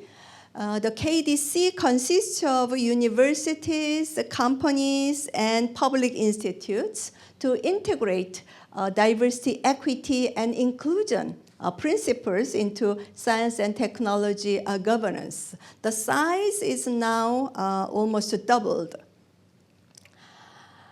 I was appointed as a member of the National Sustainable Development Commission to discuss about the ways to accelerate sustainable development goals. As the chair of the Inclusive Society Subcommittee, I work to make inclusivity as a core pillar of national governance. At the global level, I am privileged to be appointed as the first Korean member of the UN 10-member group to leverage science, technology, and innovation to accelerate SDGs. I found Dr. Motoko Kotani, one of our members. Also, she was featured in our book. Through this role, I have contributed to participate in the 3 consecutive STI forums, Science, Technology, and Innovation forums for SDGs held in the New York, in the UN headquarters. In 2024, I made a presentation on advancing sustainable development with women-centered ST solutions, and last year on advancing gender equality for STI. And last May, I made a presentation on transforming water systems with STI, and also I served as a panelist on a special event titled Youth Digital Inclusion and Entrepreneurship. I also wrote a UN science policy briefs. And through these briefs, I was able to share Korean experiences, and I recommended some evidence-based suggestions. Last year, we hosted APEC 2025 Women in STEM Symposium under my leadership. The theme of this symposium was empowering women in AI for a sustainable future. And we advanced collaborative discussions and the talks among APEC countries. My journey from laboratory to the global stage, I have contributed to SDGs, and it is the most fulfilling and very achieving moment for me to be able to connect to the SDGs. The challenges we are facing today are very complicated and interconnected. So must be solutions. So together, we can build the future of STEM in Asia. Women must be architects of the digital future, not just the passive users. Innovation cannot achieve its full potential if it is driven by only a few. So let us build a future where the full potential of human insights, imagination, and possibility can be achieved, not just for few, but for everyone. Thank you very much for your attention. Thank you, Professor Moon, for excellent and informative lecture. Before I get into second speaker introduction, I have to introduce myself too. I'm Professor Sang-Gon Kim from Dongguk University, Seoul, and working in the field of pharmacy and pharmacology and new drug development. Okay, it is my great privilege to have the chance to introduce Dr. Im Hae-won Lim from KIST, which is a very competitive, prominent research institute. Dr. Lim has been working as a principal researcher in this institute, focusing on disease pathology and mechanisms of pathological progression in the field of Alzheimer's disease and depression. She has been working as a president of the Association of Korea Women Scientists and Engineering, and also president of the Korea Society of Brain and Neural Science. Received a prestigious award, including Presidential Commendation and the Science and Technology Merit Medal and others. Today, she'll speak about growth and challenges of women scientists, a journey through neuroscience, leadership, and policy. Okay, thank you, Professor Kim. Good morning, everyone. As he introduced, my name is Haewon Nim from Korea Institute of Science and Technology. It is my great honor to be here, and today I'd like to share my journey with you as a neuroscientist and as the president of an organization for Korea women in STEM. First part is my research. My major was chemistry at university. While studying chemistry, I became fascinated by how these tiny molecules, such as dopamine and serotonin, can influence human emotion, such as sadness and happiness. So I further studied biochemistry and neurochemistry in my master program degree, and finally I received my PhD degree in neurophysiology from the University of Chicago.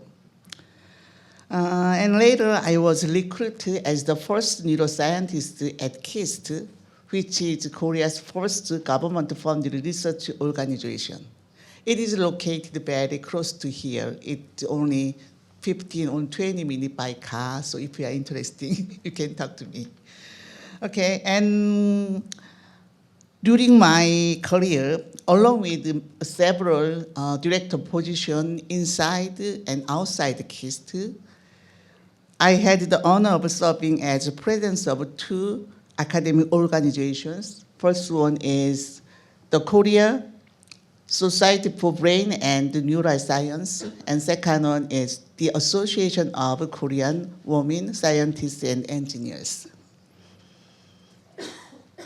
So, as I mentioned earlier, serotonin has been one of my research interests because it plays a critical role in depression. However, since there are more than 7 subtypes of serotonin receptors in the brain, so developing antidepressant therapeutics is highly complex. Therefore, my research focused on serotonin 6 receptor only, because serotonin 6 receptor is a kind of receptor found only in the brain, and almost nobody had studied it at that time. So that's the reason I focused on serotonin 6 receptor, and we found discovering serotonin 6 receptor binding proteins, because developing serotonin 6 receptor selective chemical is highly difficult. So we tried to find what is the serotonin 6 binding protein and clarifying their underlying mechanism in detail. My another research topic in my laboratory is Alzheimer's disease, which is one of the most important areas of interest in neuroscience field, include all of you. There are 2 major pathological hallmarks of this disease. One is amyloid plaque, second one is neurofibrillary tangles. The component of this complex is amyloid beta protein. The other one is tau protein. Are is okay for normal brain. But when they make aggregation, then make tangles, it's very harmful in our brain. That's the reason these 2 aggregated proteins are target for Alzheimer's disease. So therefore, we focused on developing strategy to target and degrade of these proteins. For example, we developed fluorescence probes to monitor their aggregation or de-aggregation status. In addition, we screened many natural compounds for their anti-aggregation effect. Through my research career, I have published 214 SCI indexed papers and secured 55 international patents in collaboration with my colleagues. So now I move to second part of my talk about leadership and policy in women scientists. I served the president of the Association of Korean Women Scientists and Engineers. We call it KWSE. It has founded in 1993, which is 33 years ago, as the first association for women scientists and engineers in Korea. It began with only 230 members, but now its member has now increased more than tenfold. Among members, over 70% of them hold doctoral degrees in diverse research fields, as shown here. Next, some of you may not know these organizations, so I'd like to briefly introduce International Network of Women Engineers and Science, INWES, we call it INWES. It is a global network for organization for women in STEM, and it's an official NGO partner with UNESCO. Proudly, KWSE has produced INWES president 3 times. As you can see, it has the members over member organization in more than 60 countries, and the regional networks has been established to promote more efficient collaboration. KWSE proposed the need for the regional network in Asia. So Asia and Pacific National Network, APNN, was officially launched in 2011 as the first regional network of INES. These are the APA member countries. So maybe you can find your flag. Okay, so with INES and APNN, as I explained to you, KWSE play a key role in promoting international cooperation and foster future leaders. In Korea, we are also making effort to strengthen scientific capability and elevate the status of women in STEM through these activities, like supporting research activities, providing network opportunity, conducting policy studies, and contributing to science and outreach programs. As I told you, I served as a president until last year. So when I served as a president of KWSE, my motto or my catchphrase was expansion. So as a result, I led a 15% growth in a membership over the past 2 years. At the same time, I expanded our regional network by establishing 2 new chapters in Gangwon and Honam area.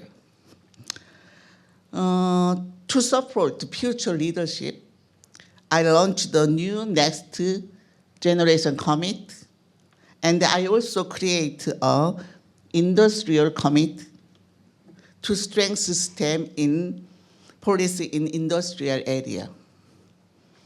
In addition, I successfully hosted 2 major international events, BN 2025 and the INES APNN annual meeting, bring together participants from more than 20 countries. I know that none of these achievements were accomplished by me alone, but through the dedication and the collaboration of the outstanding member of KWSE. This is a picture from the Invest APNM meeting, along with a list of participating organizations from APNM member countries. I hope some of you may recognize your country's organization among them. Whenever we hold an annual meeting, we publish the APNN country report as shown here. Okay. This is my last slide. So I'd like to close my talk by sharing a memorable moment from BN 2025, the 6th International Conference for Women in Science and Technology held last year in Korea. I think this is the center is me, and this is DONGDAEMUN. And I believe that one of the most important ability for women in STEM is communication that moves people's heart. So without that kind of meaningful communication, I would not have been able to achieve so much throughout my journey, whether in research publication or in expanding KWSD. Thank you for your attention. Thank you. Thank you very much for your nice lecture. I think we have enough time for discussion. Of course, if you have any questions. Anybody? Yeah, please. The microphone, please. I probably don't need it. Thank you. My first question is actually for Professor Moon. I noticed when you had some of the goals and things you were doing, you had quotas. Could you tell us about your quota system? Is there a quota in place for women in science and engineering? You had quota. Quota. Yeah. Yes, for hiring, we have a quota. Well, it's not just for all the institutions and companies, but for the public institution, there is a quota for the hiring of women scientists, which is 30%. And many of the institutions made the 30%, but some of the institutions where the expertise are very, the number of women expertise are very low, such as the cosmic technology or where semiconducting technologies, the women scientists are very rare. The hiring quota is about 30%, the average, and we also have the maintaining their career, and there is a quota for the existing the jobs for the women scientists. We set the goal to be 20%, but it is not been achieved by many of the institutions. But it's a goal we have to pursue. Yeah. Thank you. This one's out. Yeah, just to follow up on that, you said that there's an institutional quota. How do you provide incentives or any like punitive actions or whatever if that is not achieved? And I have a follow-up question as well. To our disappointment, we don't have this kind of incentives or disadvantages.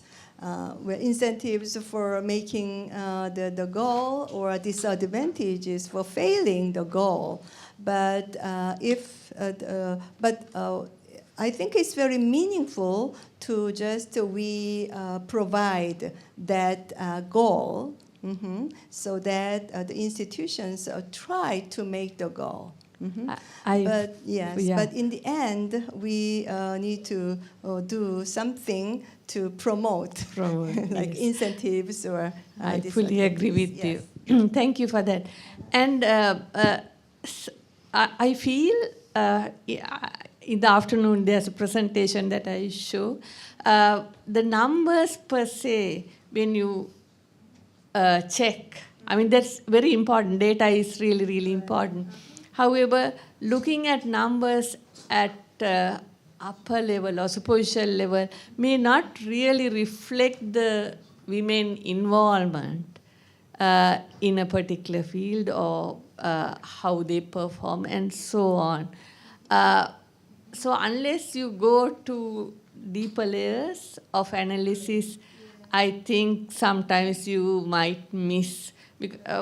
Yeah, I will give examples in the afternoon. Thank you. Yeah, thank you for bringing up very important issue. Yes, and that is why we have to share our best practices or challenges in providing those data. Absolutely. Yeah. Thank you. Thank you very much for the hot discussion. We have one more question. I have a question for Professor Rim. So I noticed in your membership, the maths was fairly high, but the top half of the disciplines are nearly all biological sciences or health sciences. Is there something in place to encourage more women in those other levels? You mean you're talking about this percentage? Yeah. If you look at mainly life sciences and health sciences, but you know, things like the nuclear power, I suppose there's less jobs in that area as well, but I'm pleased to see physics and maths is relatively high, but it's still low. It's only 6.5%. I think the number in this diagram is probably reflected to our current status for like university and institute employee percentage. But as you said, definitely some area is very low percentage. But I think probably this number will be changed soon because there are many female students to go to this kind of top, very hard, major like mechanics, atomic science, whatever. But I think, as I told you earlier, like we started 33 years ago, more than 70% of members have a membership. I think more than 10 or 20 years ago. So it probably reflected to the old members. So therefore, as a present, as an active member, we have to persuade for the new female scientists to join our society. Okay, thank you. Okay, we have a last question. Thank you. So this is for Dr. Moon. Hi, so I'm Bushra from India. So I really enjoyed your presentation, especially about your research. You showed like the breast cancer metastasis, like how you're working on that. So I'm just curious to know what is the percentage of women getting triple negative breast cancer in Korea, and are there any government programs to screen breast cancer, like any strategies to bring it down? The percentages of breast cancer patients in Korea, juvenile onset. Your question is, what is the percentage of breast cancer patients with a juvenile onset? No, just triple breast negative cancer. Breast cancer. Triple negative, because there are different subtype, and triple negative being very aggressive. For example, in India is 20 to 30%. So I'm wondering what is the percentage, which is very high compared to rest of the world. So I'm wondering what is the percentage in Korea. And I think it's about similar rate in the breast cancer patients among countries. Yeah, but it is becoming more. Right. Yeah. Right. Thank you. Yes. And any government program for screening, like which is sponsored by the government? Screening program. Yes. We detect the subtype of the breast cancer. There are several subtypes of breast cancer, and several subtypes. Very representative subtype of breast cancer, which is ER positive breast cancer, there is a very effective targeted drug called tamoxifen.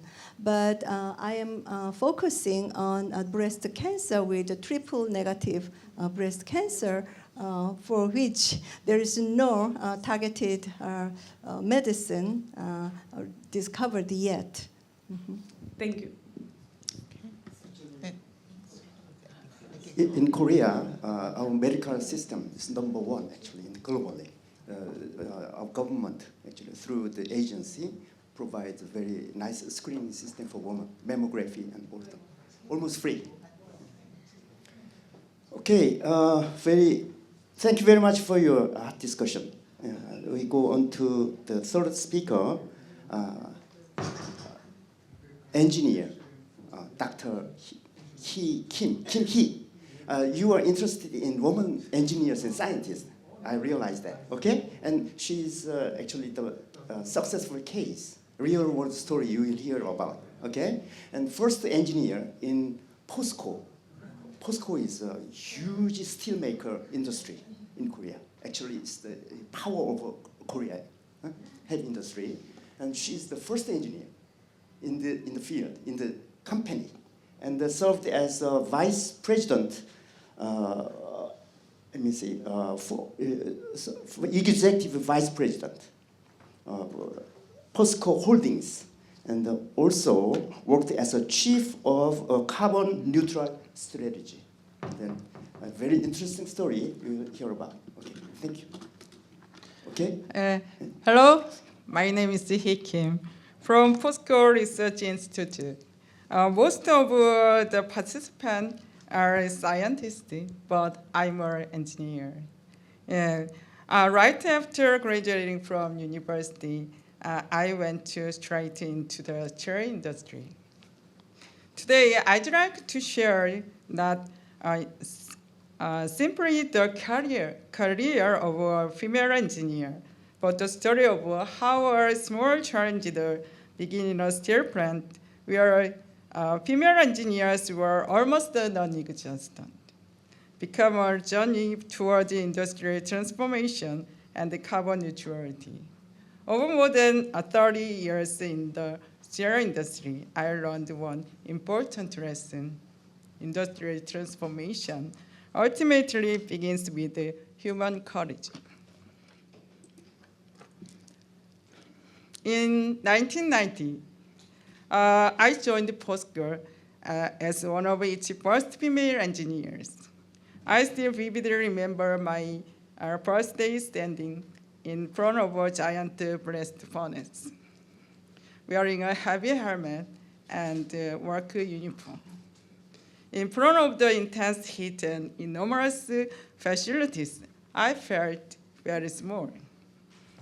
At that time, female engineers were extremely rare, and many people wondered, can a woman really survive in the steel plant? But strangely, what I felt more strongly than fear was the belief. Someone has to take their first step.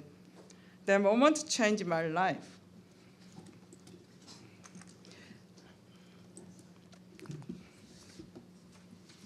As a production control manager, I was responsible for integrating the entire production and logistic flow of the steelworks. Every decision could affect the entire operation and production process, so every moment carried tremendous pressure. Whenever equipment problems occurred, even late at night, I rushed to the field first and worked together with the operator to solve them. Through those experiences, I realized that the field is not simply a place for production. It's a place where people, technology, responsibility, and trust move together. Since then, I have always believed without understanding the field, there is no real strategy.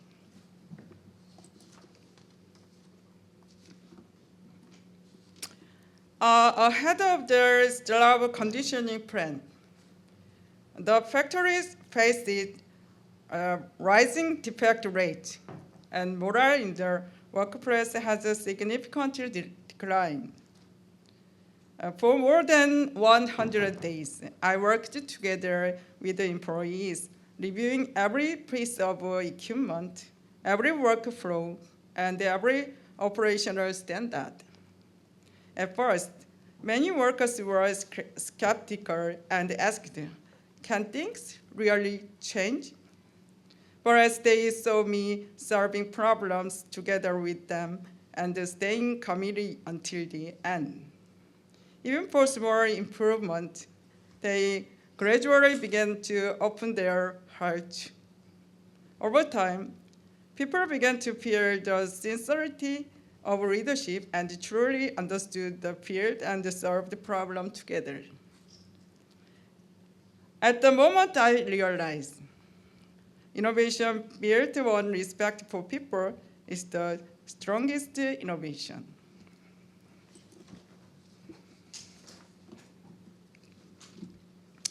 Later, I became the first female steelmaking plant director at POSCO. The steelmaking plant is the core of the entire steel production process. It's where the composition and the quality of molten steel are determined, and where the competitiveness of the final product begins. It was a position carrying enormous responsibility, managing hundreds of employees, 24 hours operations, as well as the safety and quality. At first, there were many concerns and doubts, but I communicated directly with the employee in the field. We solved problems together and shared responsibility together. Over time, people stopped focusing on gender and began focusing on result and responsibility. Their experience taught me an important lesson. Strong leadership does not come from authority. It comes from trust and empathy.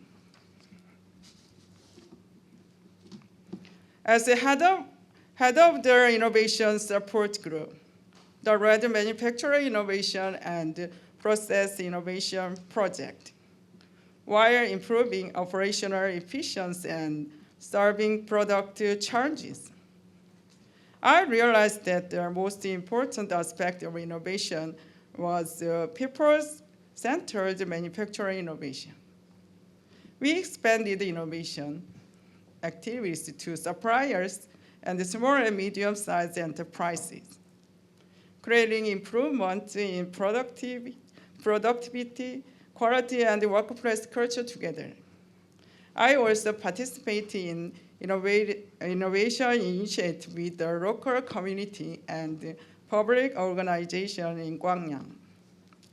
And I saw how change in industrial site could lead to change throughout the broader community.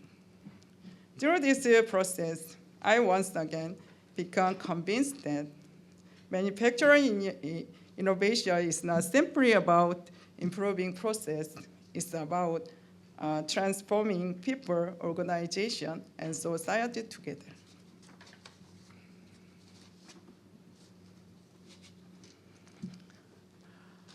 Steel is the foundation of industries such as automobiles, shipbuildings, construction, and energy. At the same time, it is also one of the largest carbon emitting industry. As ESG, global carbon regulations, and CBAM extended, the fundamental question facing industry began to change. In the past, the key question was how much can we produce? But nowadays, the more important question is how sustainably can we produce? Carbon neutrality is no longer simply an environmental issue. It became it has become a survival strategy of industry.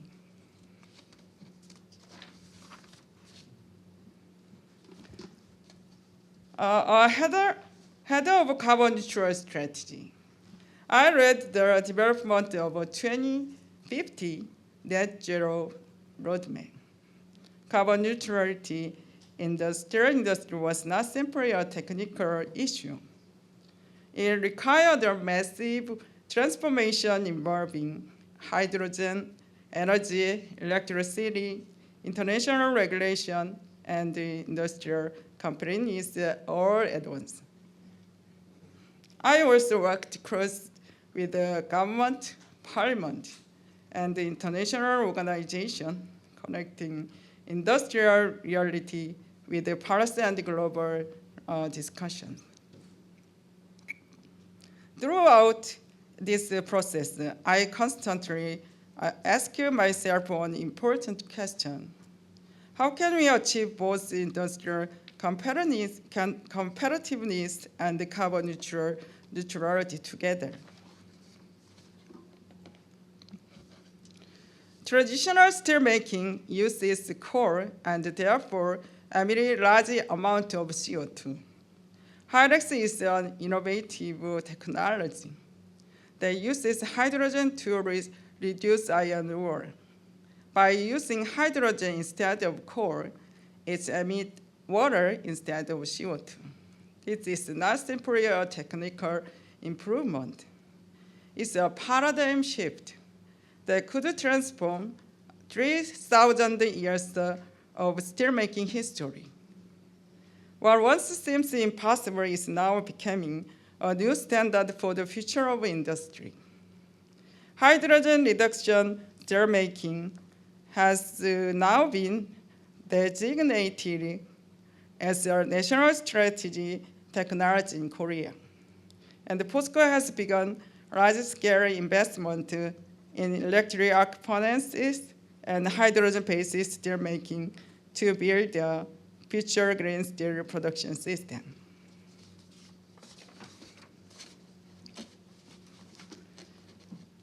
At COP meetings and global conferences, I shared Korea's industrial reality and transition challenges with the international community. Although every country faced different customs, every shared the same concern for a sustainable future. Through these experiences, I realized that climate change is not a matter of competition. And it's a shared challenge for all humanity. I also saw the possibility that Korea's industrial experience could contribute meaningfully to the global transition. When I met younger female engineers, the question I hear most often is, can I do it too? And my answer is always the same. Don't start perfectly. What matters most is their courage to begin. The future of industry requires not only technology, but also empathy, collaboration, and inclusive leadership.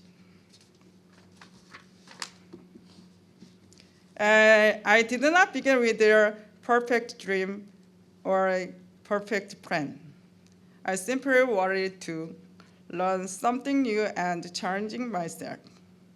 The industrial field was often difficult and intimidating, but at the same time, it was also the place where the real world moves and changes. The small curiosity and the courage you have today may one of the transform industry and society. And our journey is not over yet. Thank you so much. Yeah, thank you very much. Actually, personally, I express my respect to you, your success. Thank you so much. Korea. Okay, you have a question? That was very inspiring. So I particularly liked your example, your 100 days where you solved a problem, and also the need for trust and empathy in leadership. So what I want to know is, did that culture exist already, or did you change it? And please don't be humble. Okay. Actually, that was the question that I was going to ask. What's the motivation for your, joining in the heavy industry as an engineer? And you spent 100 days in the field for practice in the early part. Was there, 실제로 그때 한국 사람들이, 남자들이 그것을 받아들이는 문화가 있었느냐 하는 게 퀘션입니다. 제가 한국어로 말할게요. 네, 영어로 해주세요. 네. 제가 입사할 때 한 명도 제철소에 엔지니어가 없었습니다. 그래서 그분들은 여성 엔지니어와 공장장, 리더를 처음 본 겁니다. 그래서 그것을 이제 제가 현장에 가면서 함께 할 수 있다는 것을 매번 증명을 했었고요.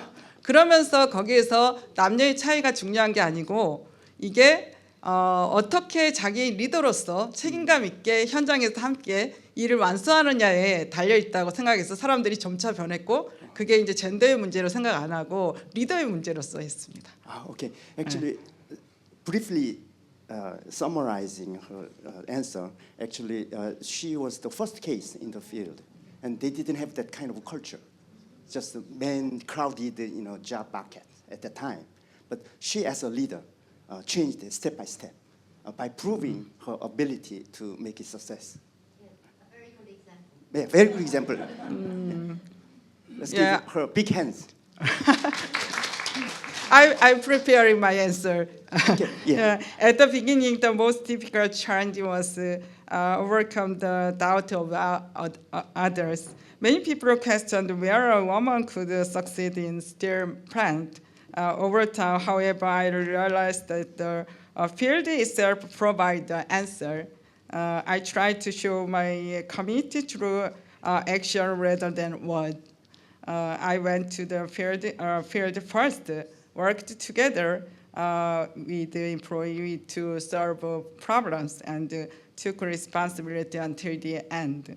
Gradually, people stopped focusing on gender, no gender, and started to recognize responsibility and leadership. Yeah. Oh, yeah, 벌써 question. 한국말 해주세요.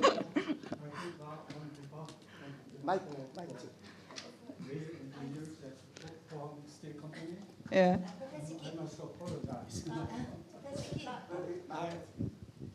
I entered the College of Engineering of Seoul National University in 1962. Okay?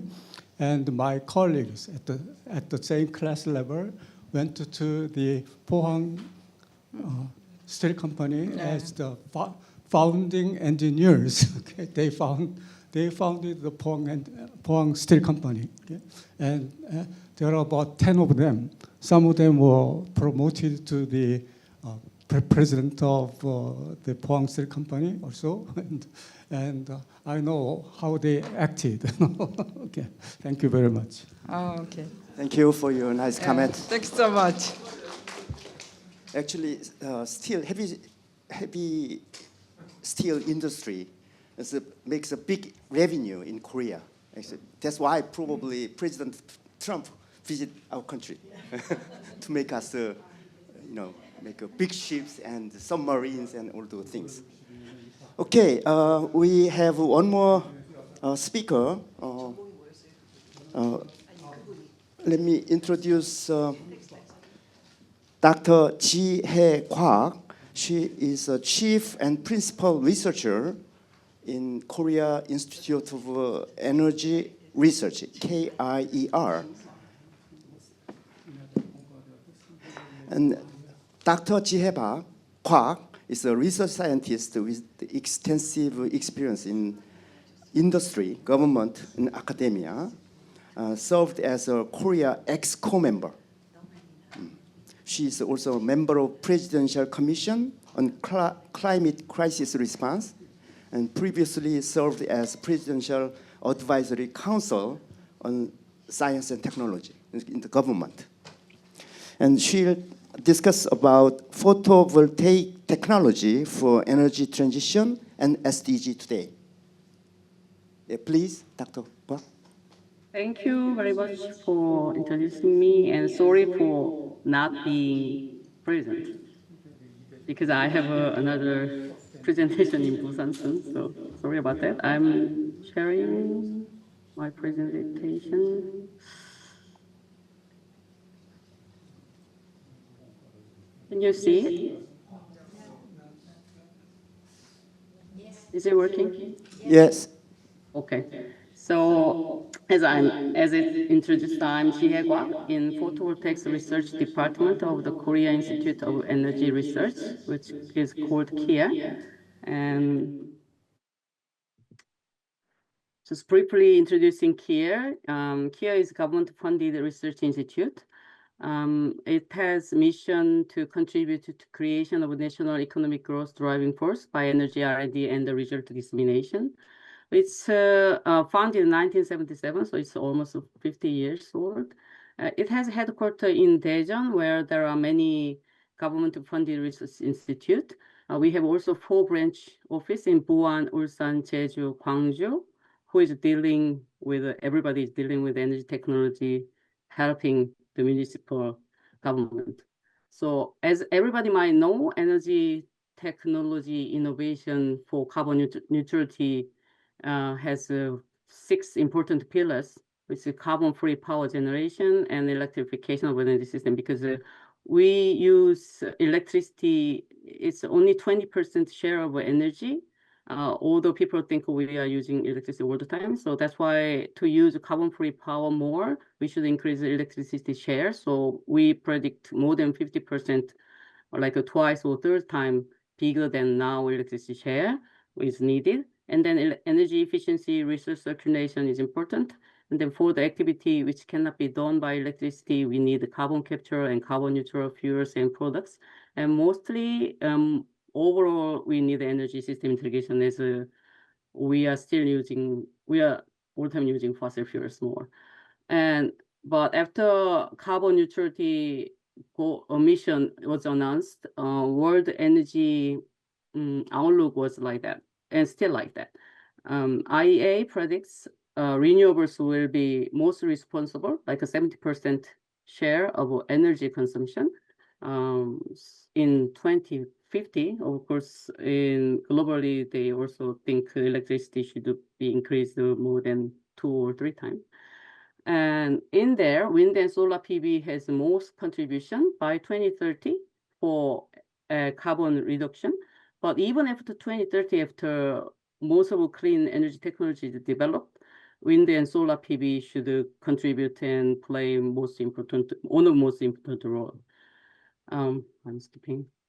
And like that, in 2025, solar and wind rise pushes clean power sources to 43% of global electricity generation. So this is included like PV, wind, nuclear, hydro. And there, renewable 33.8%, which is 1/3. This is world average. So now it's bigger than fossil fuel power. In there, PV is 8.7%. It's the first time bigger than wind and similar to nuclear. So if you look into new addition power capacity in 2025, 99% of new addition is PV and wind. Among that, 75% of percentage is PV. Oops.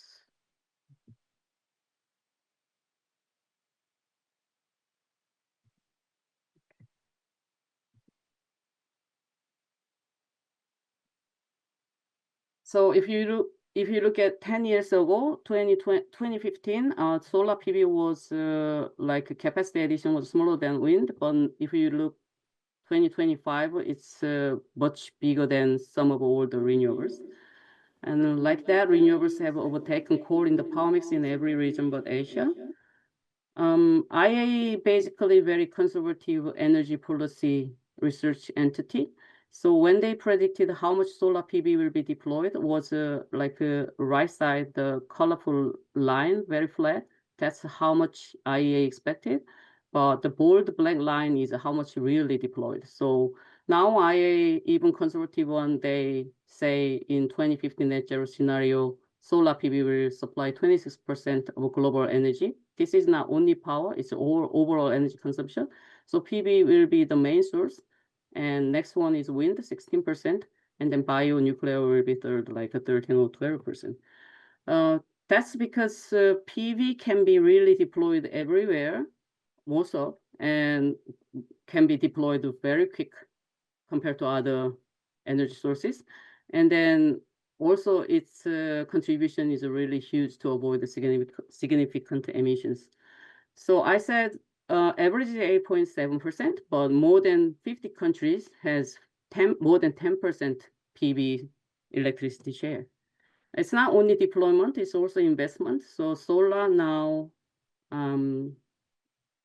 summing all the generation technology, solar PV investment is bigger than others. And many people in Korea say it's still expensive, but in Korea it's slightly more expensive than other country. But most of the country, PV is the cheapest source now because it's getting cheaper and cheaper, and still getting cheaper. And some of them say, yeah, but PV cannot give really continuous energy. But that's why battery is developed more and getting also cheaper and cheaper. And then they are now deploying with the battery as a package. Of course, as everybody knows, China is really intensively doing well with the new technology. First, they take first place in world market for solar PV. At the time in Korea, say, oh, we don't do solar because it's already taken by China market. But I say all the time, who can do well PV? They can do the others well because all the new energy technology all related with the solar PV. Of course, when you have leftover power, you want to save with the battery, you want to use a different way with the new grid, or you want to use saving in hydrogen, or you want to do energy mix. That's why China is now #1 in all the new energy market. Battery, they have a bigger share than solar now. They have a wind the first place, heat pump, I didn't mention here, but grid or electrolyzer for hydrogen as well. So then some people say only in China can be cheaper, but which it's not true because PV has a learning curve, which called Swanson law. No matter where you deploy, the more you deploy, the cheaper it gets. So now you can see the graph, it's going down. So in Korea, it's not cheaper than India or China, but it's a lot cheaper, like following this curve. So it's now 2 terawatt era. But now, and some people think Korea doesn't have enough sunshine. We call it 3.6 hour from 24 hours. It's called capacity factor, which is 15% in Korea.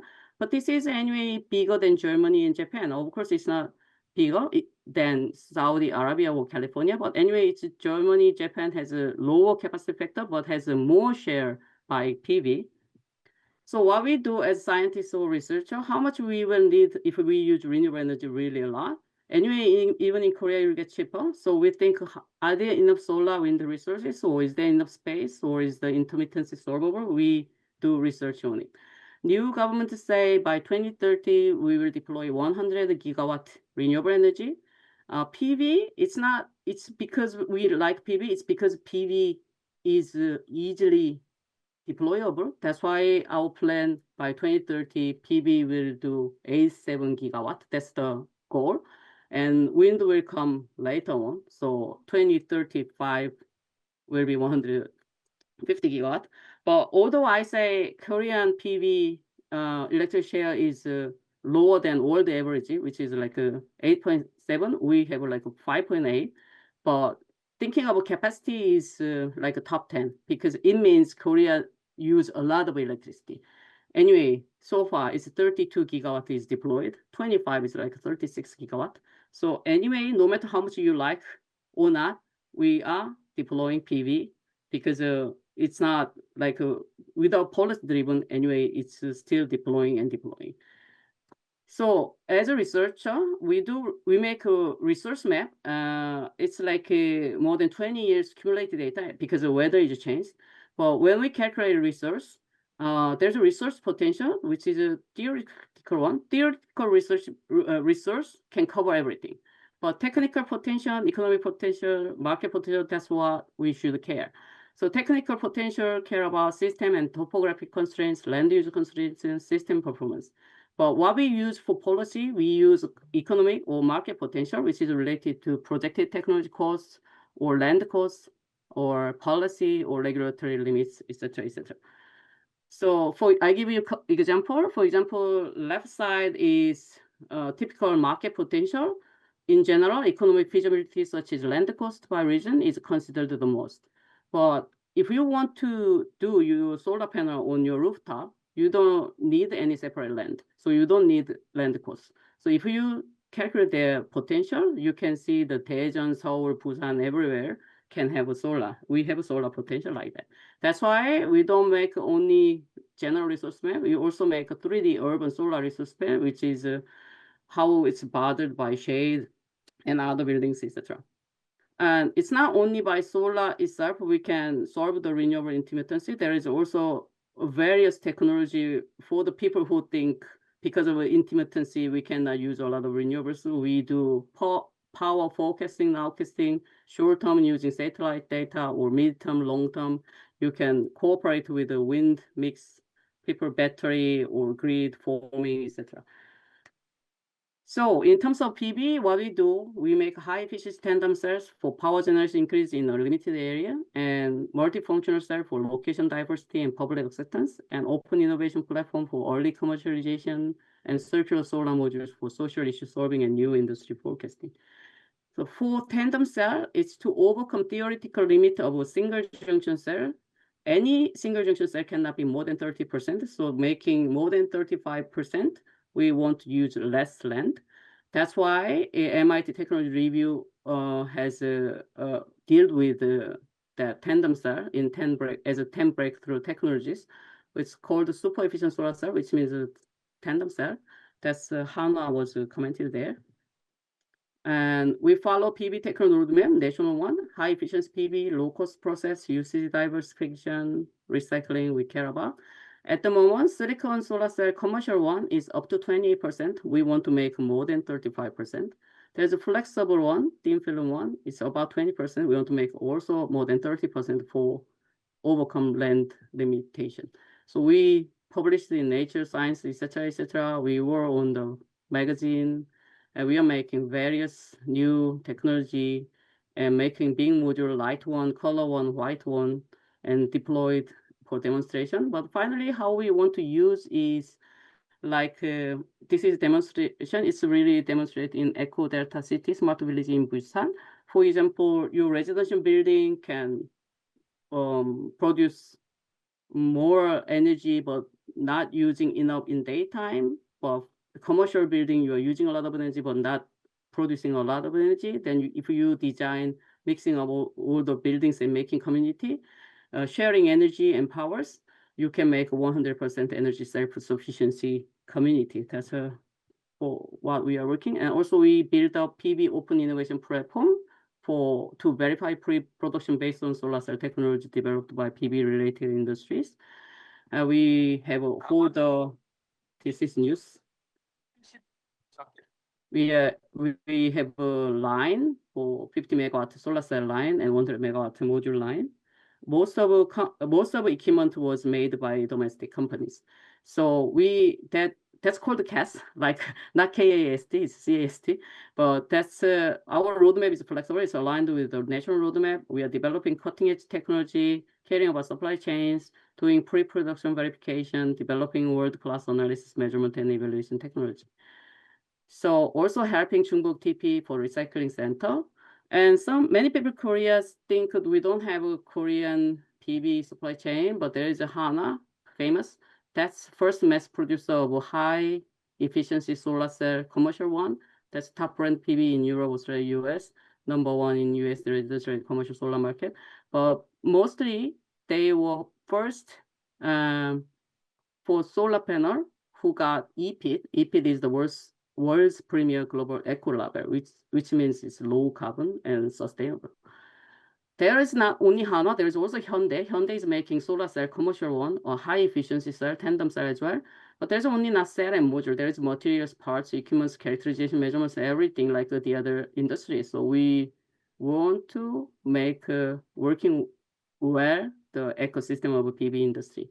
And some example in Korea, there is building one, soundproof tunnel, floating one, agrivoltaic one. We are also doing global cooperation, like Horizon Europe. We started 3 years ago, and it's ending this year. It's about flexible tandem cell. And you are welcome to cooperate with us.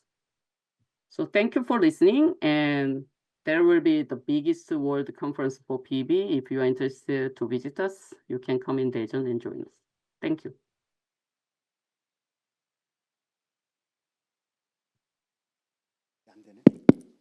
Wow, very interesting and informative lecture. I learned a lot, actually. I didn't know that before. Can you take a question? I wasn't sure if it's appropriate, which kind of presentation. Okay, can you take questions from the floor? Yeah, sure. Okay, yeah. Yes. Dr. Ji Guek, it was a wonderful thing. And congratulations, you got also nominated in this book under SDG 13. So Mike, I'm from a health background. I don't know whether you can see me. I am Dr. Alia Nahid. I work in the SDG 3 areas mostly. So my work is in Bangladesh. So the climate is being an integral part of health arena, health research. And one of the major concerns is how industry or other activities that impacts environment, which is ultimately impacting on health negatively or positively. So I have two questions. One is, there's this different technology that for renewable energy, for alternative energies. In these innovations, are you considering environmental impact assessment, and are you making recommendations about ranking what should be the best opportunity, because one size may not fit all, such as Saudi Arabia, they are producing more solar power energy because of they have ample sun, dry weather. But if you consider a country in the tropical area where monsoon covers almost 5 to 6 months in a year, it is very difficult to sustain solar power-based energy. So considering these two aspects, what are the recommendations, and what would you suggest for countries where they do not have ample sun?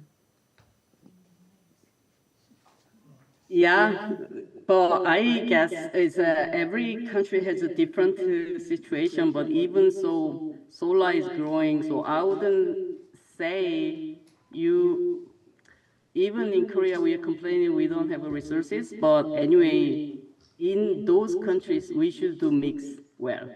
That's the only solution. Because when I visited France, they were doing nuclear a lot. They have like a 70% electricity by nuclear power.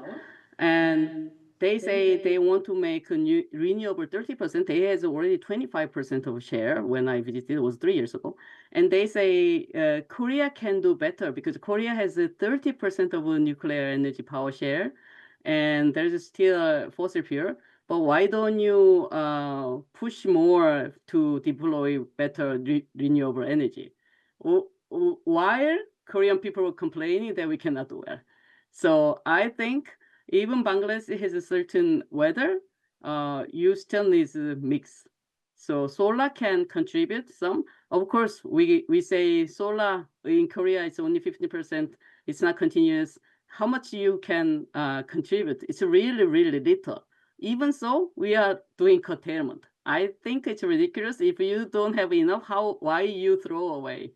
Because certain time, like in springtime, in daytime, for example, 1st May, when sunshine was really good, only solar power, 6% deployment of capacity in Korea, it covered 50% of energy, electricity in Korea. Like that, with the people look down, but it does their role. So although Bangladesh has monsoon weather, solar can contribute to some. That's why they are doing. I think Bangladesh is doing also a lot. And of course, I don't know about other other energy well, but energy mix will be important. So you can find other things as well. Yeah, please.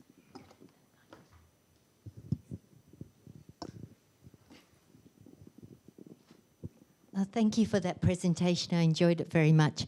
I noticed a couple of times you mentioned recycling. So I wanted to ask about recycling solar cells, wind turbines, but also with the perovskites. I'm not sure how to pronounce it. There's a lot of lead as well. So, you know, and it's important because these things have a finite lifetime. So if you could just tell us a little bit about efforts to recycle. Yeah, because recycling, I mentioned about the center was built like 5 years ago. When we started, was like France and Belgium, or they were talking about it a lot, LCI, yeah, life cycle in how we say, anyway, the evaluation or something. And we people say if we just still keep like that or treat normal way, like a normal waste, we will have a lot of panel wasted. So we do research how much we can take out to reuse. So we say more than 90% can be reused when you want to dismiss. So that's why we made the center. And there was some company, Korean company, who bought that technology and they built a company to make a recycling module. So we are working with them. And there's a LCI work still going on a lot, but depending on module style, it's all different. And then company doesn't want to show that detail, but still we are working that part. We need a lot of global cooperation. That's why IEA care a lot about it, taking all the data. It's preliminary at the moment, but still doing a lot. But basically we say more than 90%, because the most part is glass. So not many to throw. So we say 95% is recyclable. And I also heard in Europe for net zero, they want to build like wooden house. In that case, they want to make wooden frame. Even solar panel, not using aluminum or steel, still has less carbon emission than aluminum. So that's why we say also we should use steel, although it's slightly more expensive. But there is also a country who is making wooden frame to put on the wooden house. So there is various work is going on there. And perovskite, I'm not talking about only perovskite. I think the reason we are focusing on perovskite is to put on the silicon, because the silicon market is more than 90%.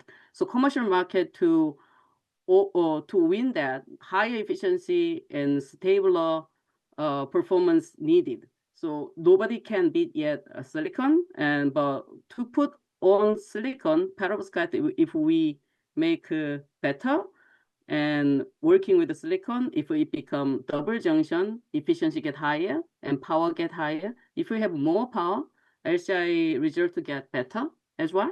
It's because of power we talk, but it's not yet commercialized. Even so, there is LCI works started. So people in IEA and other institutions is working for life cycle as well. Wow. Brief last question. We have to have lunch.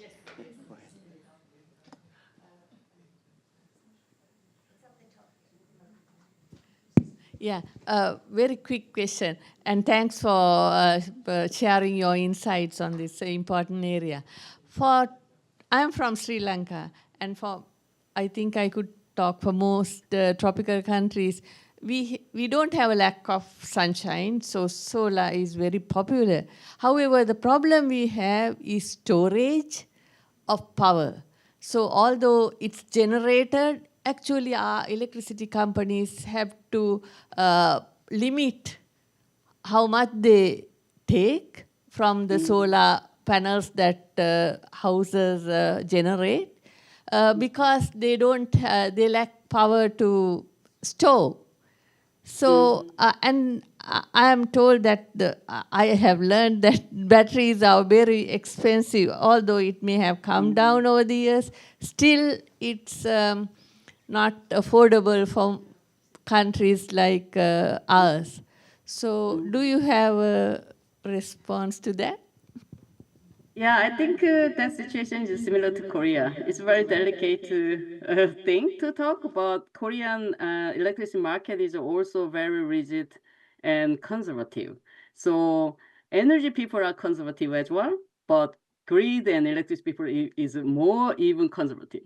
So in Korea, thanks to China, battery for electricity car is still expensive, although it got cheaper, but battery for ESS is a lot cheaper because the specification is not same, although we are using same battery. That's why China can do like that, because how much it's like, how we say, they say circle, like charging and discharging, that pattern is not same to electricity car. That's why they make a bigger battery scale and selling cheaper, and they are doing auction in China. It sold package with the PV get cheaper. So you can check with the IA report how much it gets cheaper. It's really cheap now, but nobody, it's not everybody has the same kind of a market policy. So it's depending on market policy, it's changed a lot. For example, in Korea, I say market potential, we take a market potential for policy, but what's related there is cost, electricity cost, land cost, and regulation. For example, regulation, how much we should put solar panel far from the street. There's not scientific reason, but if people don't like, we cannot put there because of regulation. For example, those things, the reason we cannot deploy more PV, like that, you say ESS or battery is not allowed or not, still expensive. But if you see any graph, it's really quickly changing. So last year was different. Last year was not China who is the first place in the market, but 2025 was first, like more than like 80% share in the world. Like that, battery for ESS it got really cheap, and it will affect all other countries. That's a bit chance as well as a threat. But we should talk a lot with the market, and we should make a grid or electricity company to work with to see other countries' policy and market tendency. Then they can change. I'm struggling as well for that in Korea as well. Okay, same problem. Yeah. Okay, how about making Bitcoin using the electricity? Yeah, there are people. That's one of the ways they suggest. I don't know about it. Okay, now we close this session. We'll have a lunch from 1 o'clock for 1 hour and continue our session from 2 p.m. Thank you for your participation. Have a nice lunch.